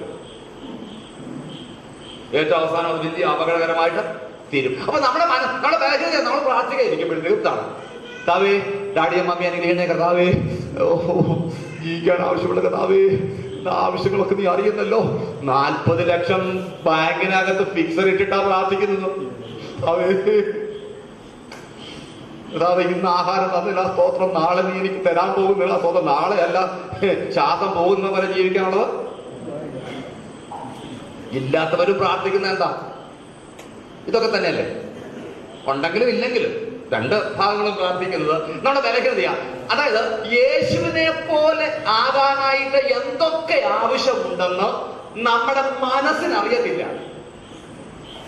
മനസ്സ് എപ്പോഴും പറയുന്നത് ഈ ലോകത്തിൽ ജീവിക്കാനുള്ള അത് നമുക്ക് അതറിയാം അല്ലേ, എല്ലാം അറിയത്തില്ലേ? നമുക്ക് എന്താ ആവശ്യം നമുക്കറിയത്തില്ലേ? യേശുവിനെ പോലാകാൻ എന്തൊക്കെ നമുക്ക് ഇനി ആവശ്യമുണ്ടെന്ന് നമുക്ക് അറിയാമോ? ആർക്കെന്താ അറിയാമോ? അതറിയാൻ കൈവത്തിക്കും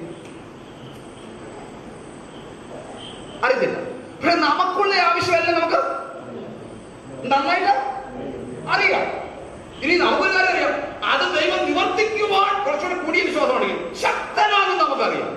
പക്ഷെ യേശുവിനെ പോലെ ആകാൻ എന്ത് വേണമെന്നും അത് തരാനായിട്ട് ദൈവം ശക്തനാണെന്ന് നമുക്ക് ഇതുവരെ അറിയത്തില്ല. എത്ര വർഷമായി?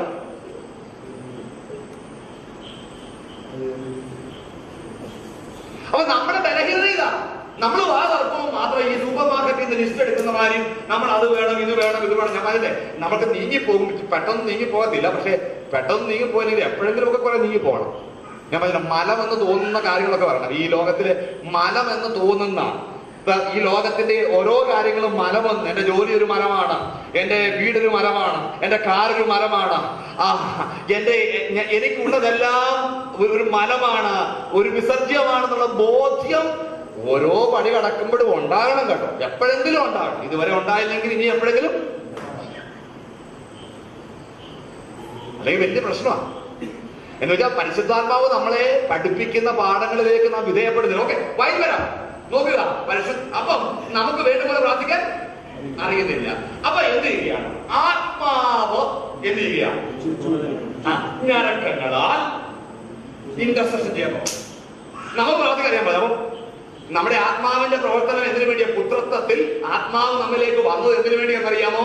എടാ, നിനക്ക് പ്രാർത്ഥിക്കാനായിട്ട് കഴിയുന്നത് എന്നറിയാമോ? അംബാനിയെ പോലെ ആകാൻ. നീ പ്രാർത്ഥിക്കാൻ വന്നാൽ നിന്റെ മനസ്സിനകത്ത് ഒബാമയെ പോലെ ആകാൻ, കൊച്ചൗസ ചിറ്റിലപ്പള്ളിയെ പോലെ ആകാൻ, യൂസഫ് അലിയെ പോലെ ആകാൻ, പിന്നെ ആരൊക്കെയാ എനിക്കറിയത്തില്ല, ഷെയ്ഖിനെ പോലെ ആകാൻ, ജ്യൂസിനെ പോലെ ആകാൻ, ഇങ്ങനെയൊക്കെ ആകാൻ നമുക്ക് പ്രാർത്ഥിക്കാൻ അറിയത്തുള്ളൂ. അപ്പൊ എന്ത് ചെയ്യും? വീണ്ടും ഞങ്ങൾ പ്രാർത്ഥിച്ചൊരു വ്യക്തി അങ്ങനെ പ്രാർത്ഥിക്കാൻ തുടങ്ങുമ്പോൾ ബലഹീനതയാണ്. ആത്മാവ് അവന്റെ മേലും ചെയ്യും. വന്നിട്ട് അവനോട് പറയണം, പിന്നെ നിർത്താം സ്റ്റോപ്പ്. നീ ഇപ്പൊ പ്രാർത്ഥിച്ചതെല്ലാം എന്തിനു വേണ്ടി അറിയാമോ? യേശുവിനെ പോലാണുള്ള ഒരു ആവശ്യം. പരിശുദ്ധാത്മാവ്, ആത്മാവ് തുണന്നുള്ള പ്രാർത്ഥനയില്ല. ആത്മാവ് നിനക്ക്, നമ്മളൊക്കെ പ്രാർത്ഥിക്കുന്നു ആത്മാവിനെ സേവിച്ച് ഒരു 10 ലക്ഷം രൂപയ്ക്ക് വേണ്ടി പ്രാർത്ഥിക്കാനാണ് 3 ദിവസം ഉപസിക്കാൻ. ഇത് ഏതാത്മാവാന്ന് എനിക്ക് അറിയില്ല. അപ്പോ ആത്മാവ് നമുക്ക് തുണ നിൽക്കും. എന്തിനു വേണ്ടിയാണ്? പക്ഷപാതം ചെയ്യും. എന്തിനു വേണ്ടി? ആത്മാവിന്റെ പ്രവൃത്തി നമ്മിൽ എന്ത് ചെയ്യുക? നടപ്പിലാക്കുക. ആത്മാവിന്റെ ഇഷ്ടം എന്താ? നാം യേശുവിനെ പോലെ, ഇതെല്ലാം അവിടെ എഴുതിയിട്ടുള്ളതാ. ഒന്നും ശരിക്കൊന്നും വായി. എന്നാ ദൈവത്തെ പോലെ, അതാ അവിടെ രേഖപ്പെടുത്തി, നാം ദൈവത്തെ പോലെയാകുക. ആത്മാവിന്റെ ഇഷ്ടം എന്ന് പറഞ്ഞാൽ നാം ദൈവത്തെ പോലെ ആകണം. യേശുവിനെ പോലെ നമ്മുടെ ഇഷ്ടം എന്താ? ഒബാമയെ പോലെ ആകണം. നമ്മുടെ ഇഷ്ടം എന്താ? റാങ്ക് ഹോൾഡർ ആകണം. കുഴപ്പമില്ല, നല്ല കാര്യമാണ്. ഞാൻ പറഞ്ഞില്ല, ഞാൻ 14ാമത്തെ സ്ഥാനവും കേരള സംസ്ഥാനത്ത് നേടി വീട്ടിൽ വന്നു കഴിഞ്ഞപ്പം എൻ്റെ അപ്പൻ എൻ്റെ അടുക്കൽ വന്നപ്പോൾ എൻ്റെ അപ്പൻ പുറത്ത് തട്ടിട്ട് പറഞ്ഞു, കുഴപ്പമില്ല, വലിയ സന്തോഷമുണ്ട്, പക്ഷെ ഞാൻ നിന്നെ കുറിച്ച് ആഗ്രഹിക്കുന്ന ഒരു സുവിശേഷകനാണ്. അല്ല, നീ വലിയ കൊമ്പത്തെ പാർട്ടി ആകാനൊന്നും ഞാൻ ആഗ്രഹിക്കുന്നില്ല. ഐ വാണ്ട് ടു ബി, എനിക്ക് ആഗ്രഹമുണ്ട് നീ ആരാകണം. എൻ്റെ ആഗ്രഹം എന്താ? നീ ഒരു ഇവാഞ്ചലിസ്റ്റ് ആകണം. അതാ നിന്നെ കുറിച്ച് ആഗ്രഹിക്കുന്നത്. അപ്പോ എൻ്റെ അപ്പന്റെ ആഗ്രഹം വേറെയായിരുന്നു, എൻ്റെ ആഗ്രഹം മറ്റൊന്നായിരുന്നു. ഇതുപോലെ നമ്മുടെ ആഗ്രഹം വേറെ. നമ്മുടെ മക്കളെ കുറിച്ച് നമ്മുടെ ആഗ്രഹം എന്താ? എങ്ങനെങ്കിലും ഞാൻ പിടിച്ച് 1.5 ഏക്കർ സ്ഥലം വിറ്റ് ലോൺ എടുത്ത കൊച്ചിനെ പഠിപ്പിക്കാൻ വിട്ടത്. ഈ ലോൺ എടുത്ത 3 ലക്ഷം രൂപ ഏതാനും കർണാടകക്കാരന് കൊണ്ട് കൈ കൊടുത്തു. പിന്നെ പഠിക്കുന്നതിന്റെ വേറെ. ഈ 3 ലക്ഷത്തിന് ബില്ലും ഇല്ല, റെസിപ്റ്റും ഇല്ല. എന്നിട്ട് പ്രാർത്ഥിക്കുക, ദൈവം നടത്തിയ, ദൈവം അഡ്മിഷൻ കൊടുത്തത്, ദൈവം പഠിപ്പിച്ചത്. കുഴപ്പമൊന്നുമില്ല, എനിക്കറിയത്തില്ല, എനിക്കിതൊന്നും അറിയാൻ മേലേ. അങ്ങനെ നടന്നോ? കുഴപ്പമൊന്നുമില്ല. അങ്ങനെ ജീവിക്കാം, കുഴപ്പമൊന്നുമില്ല, ഒരു പ്രശ്നമൊന്നുമില്ലല്ലോ. എപ്പോഴും ദൈവത്തിന്റെ അപ്പീൽ നമുക്ക് ഉണ്ടെന്നുള്ള ചിന്തയല്ലേ നമ്മുടെ മനസ്സിലാകും. പക്ഷേ അക്കൗണ്ടബിൾ ആകുന്ന ഒരു സമയമുണ്ട്, അത് സൂക്ഷിക്കണം കേട്ടോ. ആ സമയത്ത് വെറുതെ വല്ലാതെ അത്ഭുതപ്പെട്ടിട്ട് കാര്യമൊന്നുമില്ല. സംഭവിക്കേണ്ടത് തിരുവനന്തപുരത്ത് നേരത്തെ രേഖപ്പെടുത്തിയിട്ടുണ്ട്. അതിനകത്ത് നിന്ന് ഒന്നും കുറയ്ക്കാതെയും ഒന്നും കൂട്ടാതെയും എന്ത് ചെയ്യും? സംഭവിച്ചിരിക്കും, യാതൊരു മാറ്റവും ഇല്ല. അപ്പൊ ആത്മാവ് നമുക്ക് വേണ്ടി കൊടുക്കും. അപ്പം നമ്മൾ പ്രാർത്ഥിച്ചാൽ നമ്മൾ ആരാകും?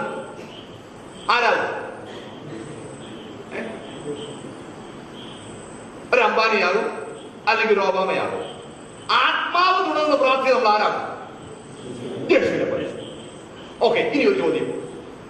എന്റെ ചോദ്യം നല്ല ആത്മാർത്ഥയോടെ പറയണം, ഹൃദയത്തിൽ നിന്ന് പറയണം കേട്ടോ.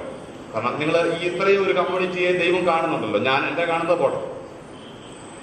ആത്മാവ് തുടർന്ന് പ്രാർത്ഥിക്കുന്നതാണ് ഇഷ്ടം, നിങ്ങൾ അങ്ങനെ തന്നെ പ്രാർത്ഥിക്കുന്നതാണ് നിങ്ങൾക്ക് ഇഷ്ടം. കാരണം ആത്മാവ് തുടങ്ങുന്നത് നിങ്ങൾ ആരാകും? മറ്റേതാണെങ്കിലും. അപ്പൊ ആരാകേണ്ടത്? സത്യം പറ, ആണോ? ഓ,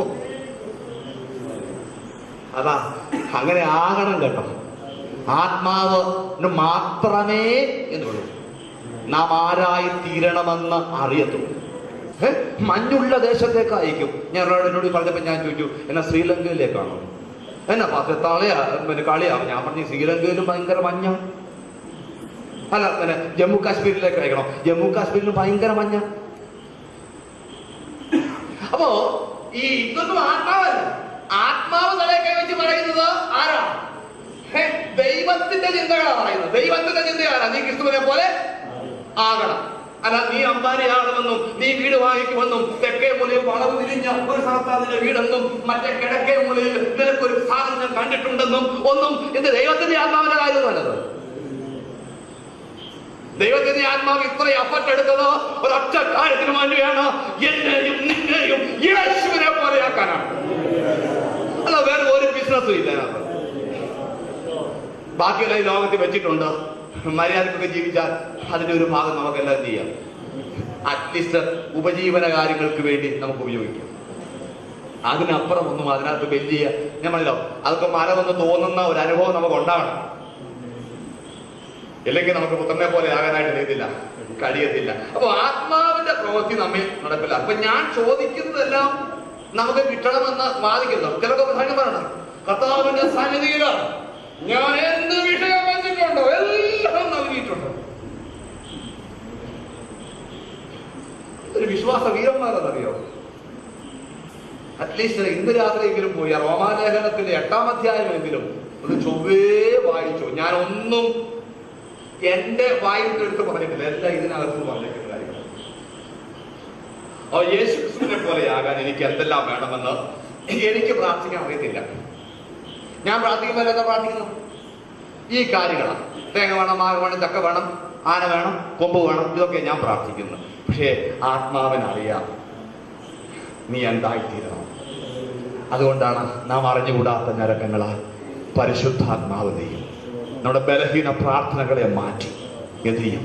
യേശുവിനെ പോലെ ആകാൻ കഴിയുന്ന നിലവാരത്തിലേക്ക് നമ്മുടെ പ്രാർത്ഥന അനുഭവങ്ങളെ കർത്താവ് രൂപാന്തരപ്പെടുത്തും.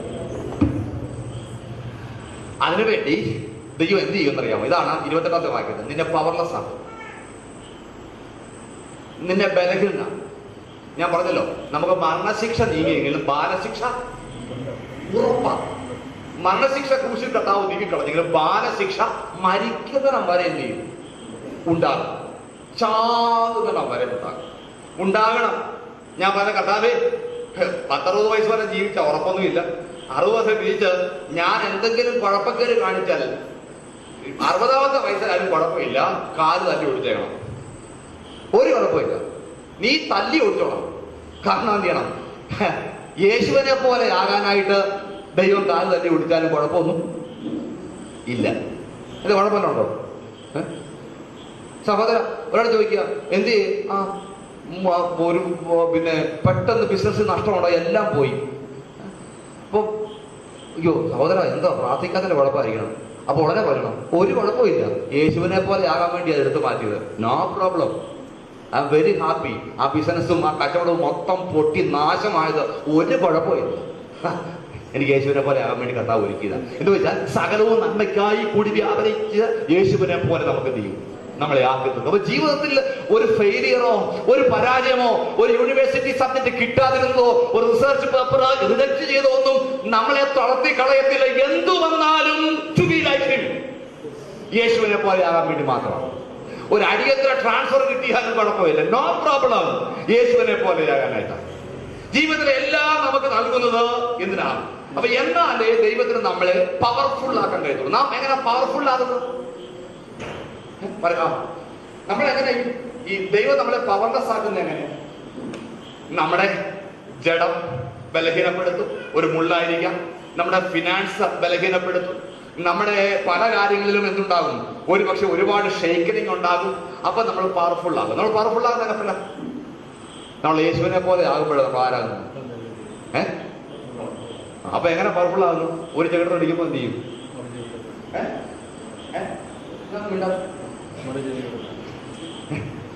There is power, power, wonder working power എന്ന് പറയുമ്പോൾ എന്താ ചിന്തിക്കുന്നത്?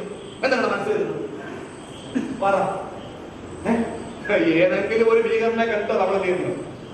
ഇത് പറയുന്നല്ലേ power, power, wonder working power. സൈബിന്റെ പാട്ട് ഞാൻ വേണ്ടി പറഞ്ഞില്ല. എന്തായാലും ഞാൻ പറഞ്ഞത് ഇതെല്ലാം നമ്മുടെ മനസ്സിൽ പവർന്ന് കയറുന്ന ഒരുത്തരെ നിഗ്രഹിക്കാനോ നമുക്ക് എന്തെങ്കിലും നേടിയെടുക്കാനോ വേണ്ടിയാ.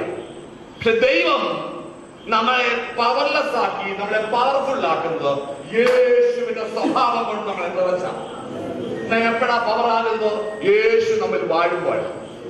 അല്ലാത്ത ആരും നിങ്ങൾ പവറാന്ന് പറഞ്ഞേക്കരുത്. പവർ എന്ന് പറയുന്നത് നിങ്ങൾ ഉദ്ദേശിക്കുന്ന കുറെ അത്ഭുതങ്ങളും അടയാളങ്ങളും നടക്കുന്നു പോലെ പവർ. യേശുവിനെ പോലെ ഇരിക്കുന്നവനാ പവർ. അപ്പൊ നമുക്ക് വേണ്ടി ആത്മാവ് പ്രാർത്ഥിക്കുന്നു. നാം ഞാനുന്നത് വിദേശയാത്രയ്ക്ക് വേണ്ടിയോ, നാം നടക്കുന്നത് സ്വിറ്റ്സർലൻഡിൽ പോകേണ്ടതിനോ, ഹോളണ്ടിൽ പോകേണ്ടതിനോ, അയർലൻഡിൽ പോകേണ്ടതിനോ, ഫിൻലാൻഡിൽ പോകേണ്ടതിനോ ഒക്കെയാണ് നമ്മൾ എന്ത് ചെയ്യുന്നത്? ഞരങ്ങി ജീവിതം മുഴുവൻ കഴിക്കുന്നത്. പക്ഷെ ആത്മാവ് എന്തിനു വേണ്ടി ഞരങ്ങും? യേശുവിനെ പോലെയാകാനായിട്ട്. അപ്പം ഇനി ഒരു കാര്യം ഞാൻ പറയട്ടെ. ഈ നമുക്കെപ്പോഴും ഈ വേദപുസ്തകം പറയുന്നത് അബ്രഹാം തന്റെ ദാസ്യമാരുടെ മക്കൾക്ക് നല്ല ദാനങ്ങളെ കൊടുത്തു. നമുക്ക് നല്ല ദാനം മാത്രം മതി. പക്ഷെ പുത്രൻ അവൻ എന്ത് ചെയ്തു? എന്ത് കൊടുത്തു? അവകാശം കൊടുത്തു. എന്താ വേണ്ടത്? നല്ലതാണ്. നല്ല ദാനത്തിന്റെ സ്പെഷ്യലിസ്റ്റ് റാന്നിയിൽ എത്തി എന്ന് പറഞ്ഞു കഴിഞ്ഞാൽ നമ്മളെല്ലാം ചെയ്യും. ഓടിക്കൂടും. ഇതൊന്നും അല്ല ഇവിടുത്തെ ഓഡിയൻസ് ഉണ്ടാകേണ്ടത്. അങ്ങനെ വല്ല ശുശ്രൂഷയാണെങ്കിൽ ആൾക്കാർ ഓടിക്കൂടും. നല്ല ദാനങ്ങളെ വിളമ്പി കൊടുക്കുക. അവകാശമാക്കും വേണ്ട. അപ്പോ റോമർ 8:13 വഴി പറയുന്ന മക്കളെങ്കിലും അവകാശികളാകുന്നു, ദൈവത്തിന്റെ അവകാശികളും ക്രിസ്തുവിന്റെ. അപ്പൊ നമ്മുടെ അവകാശം എന്താ? ക്രിസ്തുവാണ്, ദൈവമാണ് നമ്മുടെ അവകാശം. അപ്പൊ പുത്രത്തിൽ നമുക്ക് ലഭിക്കുന്ന അവകാശം എന്ന് പറയുന്നത് നല്ല ദാനങ്ങളല്ല. യേശുവിനെ അർത്ഥം കാറ് കിട്ടി, വീട് കിട്ടി, നടുവേന മാറി, ചങ്കുവേന മാറി, ഇതൊന്നുമല്ല നമുക്ക് ആവശ്യം. നമുക്ക് ആവശ്യം അവകാശമാണ്. അതാണ് യേശു ക്രിസ്തുവിലൂടെ എന്ത് ചെയ്യുന്നത്? നമുക്ക് സംഭവിക്കുന്നത്. അപ്പൊ നമ്മുടെ ജീവിതത്തിൽ സംഭവിക്കുന്നത് ചിലത് നമുക്ക് നല്ലതെന്നും ചീത്തയെന്നും ഒക്കെ തോന്നും. പക്ഷേ ഇവിടെ പറഞ്ഞിരിക്കുന്നത് ഈ നല്ലതെന്നും ചീത്തയെന്നും തോന്നുന്നതല്ല. വീണ്ടും ജന്മം പ്രാപിച്ച ഒരു വ്യക്തിക്ക് വേണ്ടി ദൈവം ആത്മാവ് നമ്മിൽ ഞരങ്ങി ചോദിച്ച് നമുക്ക് വാങ്ങിച്ചു തന്നു. ഒരു ക്യാൻസർ നമുക്ക് വന്നാലും ആത്മാവ് ഞരങ്ങി ചോദിച്ചു തന്നാണ്. എന്തിനാണെന്നറിയാമോ? ഇവൻ യേശുവിനെ പോലെ ആയിട്ടെങ്കിലും ചാടുന്നില്ല, നോ പ്രോബ്ലം. എന്ത് സാധനമാണെങ്കിലും ദൈവം യാചിച്ച് ചോദിച്ചു തരിക, സകലവും നന്മയ്ക്കായി. അപ്പൊ ആത്മാവ് ചോദിച്ച് വാങ്ങിച്ചു തരുന്ന ഒന്നും നിങ്ങൾ വിലക്കണ്ട, എല്ലാം കൂടെ സ്വീകരിക്കണം. എന്തിനു വേണ്ടി അറിയാമോ? അതെല്ലാം നമ്മളെ കൊണ്ട് എത്തിക്കുന്നത് ആരെ പോലെയാകാനാ? യേശുവിന്. അപ്പൊ നമ്മുടെ ഗോൾ എന്താണ്? യേശു ക്രിസ്തുവിനോട് അനുരൂപരായി തീരുക. ഓക്കെ, ഞാനിപ്പോഴും പറയാറുണ്ട്, നമ്മുടെ മിത്രമായിരുന്ന ആളുകൾ പെട്ടെന്ന് ശത്രുവായി. അപ്പോൾ നമുക്ക് മനസ്സിലാകും നമ്മുടെ അകത്ത് പലതും ചത്തിട്ടില്ലെന്ന്, അല്ലെ? നല്ലൊരു പുതിയ വണ്ടിയുമായിട്ട് പോവാം, ബ്രാൻഡ് ന്യൂ രജിസ്റ്റേർഡ് എന്ന് പറഞ്ഞ് ഒട്ടിച്ച്. ഞാനൊരു സംഭവം പറയാം. കഴിഞ്ഞ ദിവസം ചില ആഴ്ചകൾ മുംബൈയിൽ ഒരു ക്ലാസ്സിൽ ഞാൻ പങ്കെടുക്കുക. അപ്പൊ അവിടെ ഒരു സഹോദരന്റെ ഒരു ബ്രാൻഡ് ന്യൂ രജിസ്റ്റേർഡ് എന്ന് പറഞ്ഞൊരു പുത്തൻ വാഹനമായിട്ട് അദ്ദേഹം എന്നെ ഒരു സ്ഥലത്തേക്ക് കൊണ്ടുപോവുകയാണ്. പെട്ടെന്ന് ഒരു ഓട്ടോറിക്ഷ കയറി അതിനകത്ത് ഒരച്ചു കഴിഞ്ഞപ്പോ പുത്തൻ വണ്ടി, വളരെ വില കൂടിയ വണ്ടി. അങ്ങോട്ട് ഇറങ്ങി ഭയങ്കര പ്രശ്നം. കുറെ കഴിഞ്ഞാണ് അദ്ദേഹത്തിന് മനസ്സിലായി ഞാനും കൂടെ അതിനകത്ത്. അങ്ങനെ നമുക്ക് പലതും മനസ്സിലാകും. അപ്പൊ ഈ കാർ ഉടച്ചപ്പെടാ മനസ്സിലായത്. ഇപ്പൊ ഞാൻ ഇപ്പൊ മനസ്സിലായില്ലേ കുറെ കാര്യം ചാകാനായിട്ടുള്ളൂ. ഞാൻ പറഞ്ഞില്ല കുഴപ്പമില്ല ബ്രദറെ, കുഴപ്പമില്ല, അവരോട് അങ്ങനെ തന്നെ പറഞ്ഞാൽ അങ്ങനെ ഞാൻ പറഞ്ഞില്ല. അങ്ങനെ നിങ്ങൾ പ്രതീക്ഷിക്കും കേട്ടോ, ഞങ്ങളുടെ പരിപാടി എനിക്ക് ഇല്ലതാ. ഇപ്പൊ ഞാൻ പറഞ്ഞ ബ്രദറെ ഇപ്പൊ മനസ്സിലായില്ലേ നമുക്ക് പറഞ്ഞ് ചത്തിട്ടില്ലെന്ന്. പുള്ളി മറ്റേ പാത്രേ എന്നോട് ചോദിക്കും പറഞ്ഞു, ഇതാണ് ദൈവം ഇപ്പൊ ഉറപ്പിച്ചു തന്നെ. ഈ പുത്തൻ വണ്ടിയെ തന്നെ ഉറപ്പിച്ച് 6 മാസം തന്നെ ഉറപ്പിച്ചാൽ ഈ വികാരം ഉണ്ടാകത്തില്ല. അന്നേരത്തേക്ക് എവിടെയെങ്കിലും ഒക്കെ കുറെ പുറകെ ഉണ്ടാവും. ഇപ്പം തന്നെ ഉറപ്പിച്ചത്, എടാ ജോസേ നിന്റെ അകത്ത് കുറെ സാധനം ചാകാനായിട്ട് ഉണ്ടാകും. എന്തിനു വേണ്ടിയാ? നമ്മളെ യേശുവിനെ പോലെ ആക്കാൻ. അപ്പോ ഞാൻ പറഞ്ഞത്, അങ്ങോട്ട് പോകുമ്പോൾ ബൈക്കൊന്ന് ഇടിച്ചാൽ വണ്ടി എന്ന് പറഞ്ഞാൽ നീ ഒന്ന് മറിഞ്ഞു വീണ മുന്നിലെ 2 പല്ല് പോയാൽ കുഴപ്പമൊന്നുമില്ല. അന്ന് നമ്മൾ ഉടനെ പറയുന്നത് പോരാട്ടം അല്ലേ? പോരാട്ടമാ, ശത്രുവിന്റെ ചില കണികളാണ്. എല്ലാ നന്മയ്ക്കായിട്ടാ വീണ്ടും ജന്മം ഞാൻ പറഞ്ഞ വീണ്ടും ജന്മം പ്രാപിച്ച നിർണയപ്രകാരം വീണ്ടും ജന്മം പ്രാപിച്ച ഒരു വ്യക്തിയിൽ സംഭവിക്കുന്നതല്ല. എല്ലാം എന്തിനു വേണ്ടിയാ? നമ്മുടെ വിദ്യാഭ്യാസം പണി ചെയ്യത്തില്ല, നമ്മുടെ പണം പണി ചെയ്യാത്ത ഒരവസ്ഥ, നമ്മുടെ ആരോഗ്യം പണി ചെയ്യാത്ത അവസ്ഥ, നമ്മുടെ സ്വാധീനം പണിയെടുക്കാത്ത അവസ്ഥ, നമ്മുടെ ജീവിതത്തിൽ സകലവും പ്രതികൂലമാകുന്ന അവസ്ഥ. അന്നേരം മുട്ടുകുത്തി ആത്മാവ് പ്രാർത്ഥിക്കേണ്ട പ്രാർത്ഥന പ്രാർത്ഥിക്കും, ദൈവമേ. ജീവിതത്തിൽ പലതും പണിയെടുക്കാതെ വരുമ്പോ ഒരു കാര്യം മനസ്സിലാക്കിക്കോണം, ദൈവം നിന്നെ അതിലൂടെ കടത്തിവിടുന്നത് ടു ബി ലൈക്ക് ഹിം, യേശുവിനെ പോലെയാകാനായിട്ടാണ്. 27-ാമത്തെ വാക്യത്തിൽ പറയുന്നത് അങ്ങനെ പറയുന്നുണ്ട്. ആത്മാവ് നമുക്ക് വേണ്ടി ദൈവത്തിന്റെ പ്രകാരം എന്ത് ചെയ്യുന്നു? ആത്മാവിന്റെ ചിന്ത ഇന്നതെന്ന് ഹൃദയങ്ങളെ പരിശോധിക്കുന്നവൻ ആദ്യം. നമുക്കറിയത്തില്ല, ദൈവത്തിന് അറിയത്തുള്ളൂ നമ്മളെ ആരാക്കണമെന്ന്. നമ്മുടെ ദൈവഹിതത്തിന്റെ ചിന്ത ഇന്നതെന്ന് നമുക്കറിയത്തില്ല, പക്ഷേ നമ്മിലുള്ള ആത്മാവിന് അറിയാം. അപ്പൊ നമ്മുടെ ആത്മാവ് നമ്മെ എന്തിലേക്കാണ് കൊണ്ടുചെല്ലുന്നത്? യേശുവിനെ പോലെ ആകാനായിട്ടാണ്. അപ്പം ആത്മാവ് പരിശോധിച്ചിട്ട് പറയും നിനക്ക് ഇന്നത് വേണം, ഇന്നത് വേണ്ട. ആരാ പരിശോധിച്ച് നിർണയം എടുക്കുന്നത്? നമ്മൾ ഒത്തിരി കാര്യങ്ങൾ പ്രാർത്ഥിക്കും, പക്ഷെ ആത്മാവ് എന്ത് ചെയ്യും? പറയും ഇന്നത് വേണം, ഇന്നത് വേണ്ട. ഈ കഴിഞ്ഞ ദിവസം ഞാൻ ചില പറയുന്നുണ്ട്, ഈ ദൈവം ഇടപെട്ട് ചില കാര്യങ്ങൾ ചെയ്യുമ്പോൾ ദൈവം കൃത്യമായിട്ട് ചെയ്യുന്നു. 360 രൂപ വേണമെങ്കിൽ കർത്താവ് കൃത്യം 360 തന്നെ എന്ത് ചെയ്യും? തരും. 365 നൽകിയാൽ സൂക്ഷിക്കണം. ധാരാളം. ഞാൻ ഈ ഒരിക്കലിങ്ങനെ ഒരു മിഷൻ യാത്ര ചെയ്യിക്കുകയാണ്. യാത്ര ചെയ്ത ഒരു മിഷൻ സ്റ്റേഷനിലെത്തി. അപ്പൊ എനിക്ക് എൻ്റെ കയ്യിൽ ഒരു 140 രൂപ എങ്ങാണ്ട് ഉണ്ട്. എനിക്ക് മടങ്ങണമെങ്കിൽ ഒരു 500 രൂപയുടെ ഒരു 500 രൂപ മൊത്തം ആവശ്യമാണ്. അപ്പൊ ഒരു ഗ്രാമത്തിലുള്ള ഒരു സുവിശേഷകന്റെ വീട്ടിൽ താമസിക്കുന്നു. അപ്പൊ രാവിലെ അദ്ദേഹം യാത്ര അയച്ചു. ഇപ്പൊ ഞാൻ സംബന്ധിച്ചൊരു മലയാളിയായിട്ടുള്ള ഒരാൾ മിഷണറി ഭവനത്തിൽ ചെന്ന് കഴിഞ്ഞാൽ മിഷൻ യാത്ര ചെയ്ത പലരും ഉണ്ട്. അപ്പോൾ എനിക്ക് തോന്നുന്ന പ്രിയ പിന്നെ ഒമാനിൽ നിന്ന് പ്രിയ ജെയിംസ് ബ്രദറുണ്ട്. അദ്ദേഹമൊക്കെ ഇടയ്ക്ക് മിഷൻ യാത്ര ചെയ്യുന്ന ആളാണ്. രാജാനും ഒക്കെ എൻ്റെ കൂടെ അടുത്ത ദിവസങ്ങളിൽ യാത്ര ചെയ്തു. അപ്പൊ ഞാൻ പറഞ്ഞു അവരെന്തെങ്കിലും തന്ന മേടിച്ചോണം. അങ്ങനെ ആദ്യമായിട്ട് രാജാന് ഒരു സ്വോത്രകാഴ്ച കിട്ടി ഗ്രാമത്തിൽ നിന്ന്. ഞാൻ പറഞ്ഞത് സൂക്ഷിച്ചു വെച്ചോണം. ഗ്രാമക്കാർ തരുന്ന 10 രൂപ ആണെങ്കിലും അത് ഇവിടുത്തെ ഒരു 1 ലക്ഷത്തിന്റെ വിലയാണ്. അപ്പോ ഒരുപക്ഷെ ഇച്ചിരി മണമൊക്കെ കാണുമായിരിക്കും അതിനകത്ത്, നോട്ടിനകത്ത്. കുഴപ്പമില്ല, ഇവിടെ വന്നിട്ട് പെർഫ്യൂം അടിച്ച് കൊടുത്താൽ മതി. അപ്പോ ഞാൻ ഗ്രാമത്തിൽ ചെന്ന് കഴിഞ്ഞാൽ ആൾക്കാരെ അങ്ങോട്ട് കൊടുക്കാറില്ല, ഇങ്ങോട്ട് മേടിക്കാൻ ശ്രമിക്കുന്ന ആളാണ്. കാരണം അങ്ങനെ പഠിപ്പിക്കുന്ന ആളാണ്. ഞാൻ മേടിക്കുകയല്ല, ഞാൻ ഇങ്ങോട്ട് തന്നെ റിസീവ് ചെയ്യും. കാരണം അങ്ങനെയാണത് പഠിക്കേണ്ടത്. അപ്പൊ ഞാൻ രാവിലെ ബാഗ് എടുത്ത് പ്രാർത്ഥിച്ചു പുറപ്പെട്ടു. ഞാൻ പോകുന്നു. ഇതുവരെ ഒരു പൈസ പോലും തരാത്ത, അങ്ങനെ തരാനുള്ള ഒരു സാഹചര്യം ഇല്ലാത്ത ഒരു മനുഷ്യൻ ഒരു കവറിനകത്ത്. ഞാൻ ആ ബാഗ്, എൻ്റെ കവർ ഉണ്ടായിരുന്നു. ആ ബാഗ് ഞാൻ ഇപ്രാവശ്യത്തെ യാത്രയിൽ ഒരു സഹോദരന് ഹാൻഡ് ബാഗിൽ നിന്ന് വല്ലാതെ കൊടുത്തിട്ട് ഞാൻ പോരുന്നു.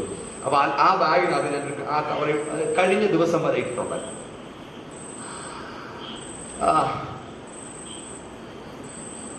ഒരു കവർ നോക്കിയോ 360 രൂപ.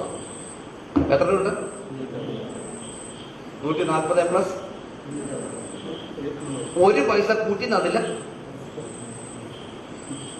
കൃത്യമായിട്ട് ഞാൻ രാജന്റെ കൂടെ അവിടെ ആയിരുന്നപ്പം എന്റെ ഇവിടെ നമ്മുടെ മിഷന്റെ ഒക്കെ കാര്യങ്ങൾ നോക്കുന്ന ഒരു റിട്ടയർഡ് ഒരു BSNL എഞ്ചിനീയർ ജോൺ സാറാണ്. അപ്പൊ ജോൺ സാർ വിളിച്ച് പറഞ്ഞു, പിന്നെ നമ്മള് പിന്നെ ഒരു 40,000 രൂപ അടിയന്തരമായിട്ട് പിന്നെ അയച്ചു കൊടുക്കണം നമ്മുടെ ഒറീസയിലെ മിഷൻ വീട്ടിലേക്ക്. അവർ പല പ്രാവശ്യം വിളിച്ച് പൈസ കൊടുക്കാതെ പറ്റത്തില്ല, എന്താ ചെയ്യും, നമ്മുടെ അക്കൗണ്ടിൽ ഒന്നുമില്ല, എന്റെ പെൻഷനും എല്ലാം മുഴുവൻ ഈ പ്രാവശ്യം ഞാൻ അയച്ചു. കാരണം അദ്ദേഹവും അതിന്റെ ഭാര്യയുടെയും മുഴുവൻ പെൻഷനും കൂത്തുവാരി എല്ലാ മാസം അയക്കുന്ന ആൾ അദ്ദേഹം. അപ്പോൾ ഒന്നുമില്ല, ഇവിടെ നത്തിങ്. എന്താ ചെയ്യുന്നത്? അപ്പൊ ഈ ഫോൺ വെച്ച് കഴിഞ്ഞ് ഞാനിങ്ങനെ നോക്കിയിരിക്കുമ്പം ദൈവത്തിന്റെ ആത്മാവെന്ന് പറഞ്ഞു, എടാ നീ ബോംബെയിൽ നിന്ന് വന്നപ്പോൾ ഒരു ബാഗ് അവിടെ വെച്ചിട്ട് പോയില്ലേ? നമ്മൾ ഊവുകർക്കാകെ ഉണ്ട്. നിന്റെ ഭാര്യയെ പിടിച്ച് പറഞ്ഞത് തപ്പാൻ. അപ്പോഴെനിക്ക് ഓർമ്മ വന്ന് മുംബൈയില് യോഗം കഴിഞ്ഞ് പോയപ്പോഴത്തേക്കും അവര് ഒരു കവറിനകത്ത് ഒരു ചെക്ക് തന്നായിരുന്നു. പക്ഷെ ഞാനത് ശ്രദ്ധിച്ചില്ല, അത് മേടിച്ച് വെച്ചു. ഞാൻ അവിടെ കൊണ്ടത് വെച്ചു. പിറ്റേ ദിവസം വേറൊരു യാത്രയ്ക്ക് പുറപ്പെട്ടു. അടുത്ത ദിവസം പിന്നെ യാത്രകളാണ്. അതെന്താണെന്ന് ഞാൻ നോക്കിയിട്ട് പോലും ഇല്ല. ദിവസങ്ങളായി. ഞാൻ അവനെ വിളിച്ച് പറഞ്ഞു, ആ ബാഗിനകത്ത് ഒന്ന് തപ്പി നോക്കിയാൽ അതൊരു കവറുണ്ട്, ഒന്ന് നോക്കാൻ പറഞ്ഞു. അവള് അതെല്ലാം കൂടെ തപ്പി കവർ എടുത്ത് നോക്കിയപ്പോ 40,000 ചെക്ക്. കൃത്യം എക്സാക്ട് മണി. അപ്പൊ ഈ 40,000 കിട്ടിക്കഴിഞ്ഞിട്ട് അത് കൊടുത്തേക്കാൻ പറഞ്ഞു. കൊടുക്കാന്ന് പറഞ്ഞു. കുറച്ച് കഴിയുമ്പോൾ എന്റെ ഭാര്യ വിളിച്ചിട്ട് പറയാ, അതെ കൊടുക്കണോ? അപ്പൊ ചോദിച്ചാൽ എന്താ? ഇപ്പൊ 4ാമത്തെ ദിവസമാണ് അച്ഛൻ കുറിപ്പ് കൊടുത്തു വിടുന്നത്, മോളുടെ ഫീസ് അടച്ചില്ല 4ാമത്തെ പ്രാവശ്യം. ഞാൻ പറഞ്ഞു വേഗം കൊടുത്തു. മനസ്സിന്റെ ചിന്ത ഭയങ്കരമാണ്, ബലഹീനതയാ. ആത്മാവിന്റെ ചിന്ത തിരിച്ചറിയണം. വേഗം കൊടുക്കണം പറഞ്ഞു. ഞാൻ അച്ഛനെ വിളിച്ചോന്ന് പറഞ്ഞു. ഒരു 10 മിനിറ്റ് ഞാൻ അച്ഛനെ വിളിച്ചു. കോളേജിലെ അച്ഛനെ വിളിച്ചു. അപ്പൊ അച്ഛൻ പറഞ്ഞു, പാസ്റ്റർ എവിടെയാ? ഞാൻ പറഞ്ഞു നോർത്ത് ഇന്ത്യയിലെ സൂക്ഷിച്ചു. അല്ല ഞാനൊരു കാര്യം, ഒന്നും പറയണ്ട, ഒരു കാര്യവും പറയണ്ട. അവിടെയുള്ള മിഷൻ വേലയൊക്കെ ചെയ്ത് സന്തോഷത്തോടെ അടുത്ത സ്ഥലത്തേക്ക് പോയിക്കൂ. ഒന്നും പറയണ്ട, അതൊക്കെ എപ്പോഴെങ്കിലും ഒക്കെ ചെയ്താൽ മതി. അപ്പൊ ഞാൻ പറഞ്ഞത്, നമ്മുടെ ആത്മാവിനറിയാം എങ്ങനെ കാര്യങ്ങൾ കൈകാര്യം ചെയ്യണം. നമുക്കെന്തല്ല, നമ്മുടെ ബലഹീനത 21 ഇരിക്കുക, കിട്ടത്തുമില്ല, ഒന്നും നടക്കത്തും ഇല്ല. അപ്പൊ ആത്മാവിനറിയാം നമ്മുടെ ആവശ്യങ്ങൾ ഇന്നതാണ്, പുത്രനെ പോലെ ആകാനായിട്ട് എന്തൊക്കെ നമ്മുടെ ജീവിതത്തിൽ വേണം എന്നറിയാം. അപ്പൊ കർത്താവ് എങ്ങനെയാണ് പ്രവർത്തിക്കുന്നത്, യേശു എങ്ങനെയാണ് ചെയ്യുന്നത്, യേശു കാര്യങ്ങളെ എങ്ങനെയാണ് ഹാൻഡിൽ ചെയ്യുന്നത്, അല്ലെങ്കിൽ ആത്മാവ് എങ്ങനെയാ കാര്യങ്ങളെ നിയന്ത്രിക്കുന്നതെന്ന് നമ്മുടെ മനസ്സുകൊണ്ട് ഒരായുസ് മുഴുവൻ ചിന്തിച്ചെടുത്താലും ഒരുപക്ഷെ നമുക്ക് പഠിക്കാൻ കഴിഞ്ഞില്ലെങ്കിലും ഇന്ന് രാത്രി നമ്മുടെ പ്രാർത്ഥനയിൽ ആത്മാവ് തുണനിന്ന് വേണ്ടുവണ്ണം പ്രാർത്ഥിപ്പാൻ നമ്മളെ പഠിപ്പിക്കും. ഇത് ആത്മാവിന്റെ ശുശ്രൂഷ സഭയിലും നമ്മിലും നടക്കുന്നത്. അപ്പൊ ഇന്നത് വേണ്ട, ഇന്നത് വേണമെന്ന് തീരുമാനിക്കുന്ന ആരാകണം? ദൈവത്തിന്റെ ആത്മാവാകണം, നമ്മളല്ല തീരുമാനിക്കുക. അപ്പൊ ക്രിസ്ത്യ ജീവിതത്തിന്റെ സന്തോഷത്തിന്റെ ജീവിതമാണ്. കാരണം അത് രക്ഷകന്റെ അരികിലാണ് നാം എന്നുള്ളത് നമ്മുടെ സന്തോഷം. ക്രിസ്ത്യ ജീവിതം ഭയങ്കര സന്തോഷമാണ്. Why Jesus is in our side. യേശു നമ്മുടെ അരികിലുണ്ട്. This is a matter of joy. അല്ലാതെ പണം നമ്മുടെ അരികിൽ ഉണ്ടെന്നുള്ളതല്ല, അധികാരം നമ്മുടെ കയ്യിലുണ്ടെന്നല്ല, സെൻട്രൽ പാസ്റ്റർ സ്ഥാനമോ പ്രസിഡന്റ് സ്ഥാനമോ നമ്മുടെ കയ്യിലുണ്ടെന്നല്ല, നെവർ നത്തിങ്. വിദ്യാഭ്യാസമുള്ള 2-3 മക്കൾ നമ്മുടെ കൈ അരികിൽ ഉണ്ടെന്നുള്ളതല്ല. Oh my Jesus is in my side. എൻ്റെ യേശു എൻ്റെ അരികിലുണ്ട്. അതാണ് ക്രിസ്തീയ ജീവിതത്തിന്റെ സന്തോഷം. ഇന്ന് രാത്രി സമയം കൃത്യമാകും. നമ്മുടെ കണ്ണുകളെ ദൈവസ്ഥലിൽ അടയ്ക്കാം. ഒരു നിമിഷം ദൈവസ്ഥലിൽ നമുക്കൊന്ന് എഴുന്നേറ്റ് നിൽക്കാം. എപ്പോഴും നാം ഇരുന്ന് ഇത്രയും സമയം ഇരുന്ന് നമ്മുടെ സമയം ചെലവിടുകയായിരുന്നില്ല. ഒരു നിമിഷം ഒരു നിമിഷം സന്നിധിയിൽ നാം അതിനെ സമർപ്പിക്കാം. ആ പുത്രത്തിന്റെ അവകാശത്തിലേക്ക് ഇന്ന് രാത്രി വീണ്ടും നിന്ന പ്രാവശ്യം നമ്മെ കർത്താവ് കൈപിടിച്ചു കൊണ്ടുവരുമോ? യെസ് ലോർഡ്, ഞാൻ ബലഹീനനാണ്, എങ്ങനെ പ്രാർത്ഥിക്കണമെന്ന് എനിക്കറിയില്ല. ഈ ദിവസങ്ങളിൽ ആദ്യകാലനായ എനിക്ക് ഏകജാതനെ പോലെയായി തീരാനായിട്ട് പരിശുദ്ധാത്മാവ് എന്നെ സഹായിക്കണമെന്ന് നാം ഒരു കർത്താവിനോട് പറയാം. നമ്മെ പലപ്പോഴും കർത്താവ് ബലഹീനനാക്കുന്നത്, പവർലെസ് ആക്കുന്നത്, ഒരു പവർഫുള്ളായ ഒരു വ്യക്തിയാണ് ഇതെല്ലാം കഴിയുന്നത്. ആരാണ് പവർഫുള്ളായിട്ടുള്ള വ്യക്തി? യേശുവിനെ പോലെ ജീവിക്കുന്നവരാണ്. ഈ രാത്രി അതിനാൽ നമ്മുടെ ഹൃദയങ്ങളിൽ നമുക്ക് ദൈവത്തിൽ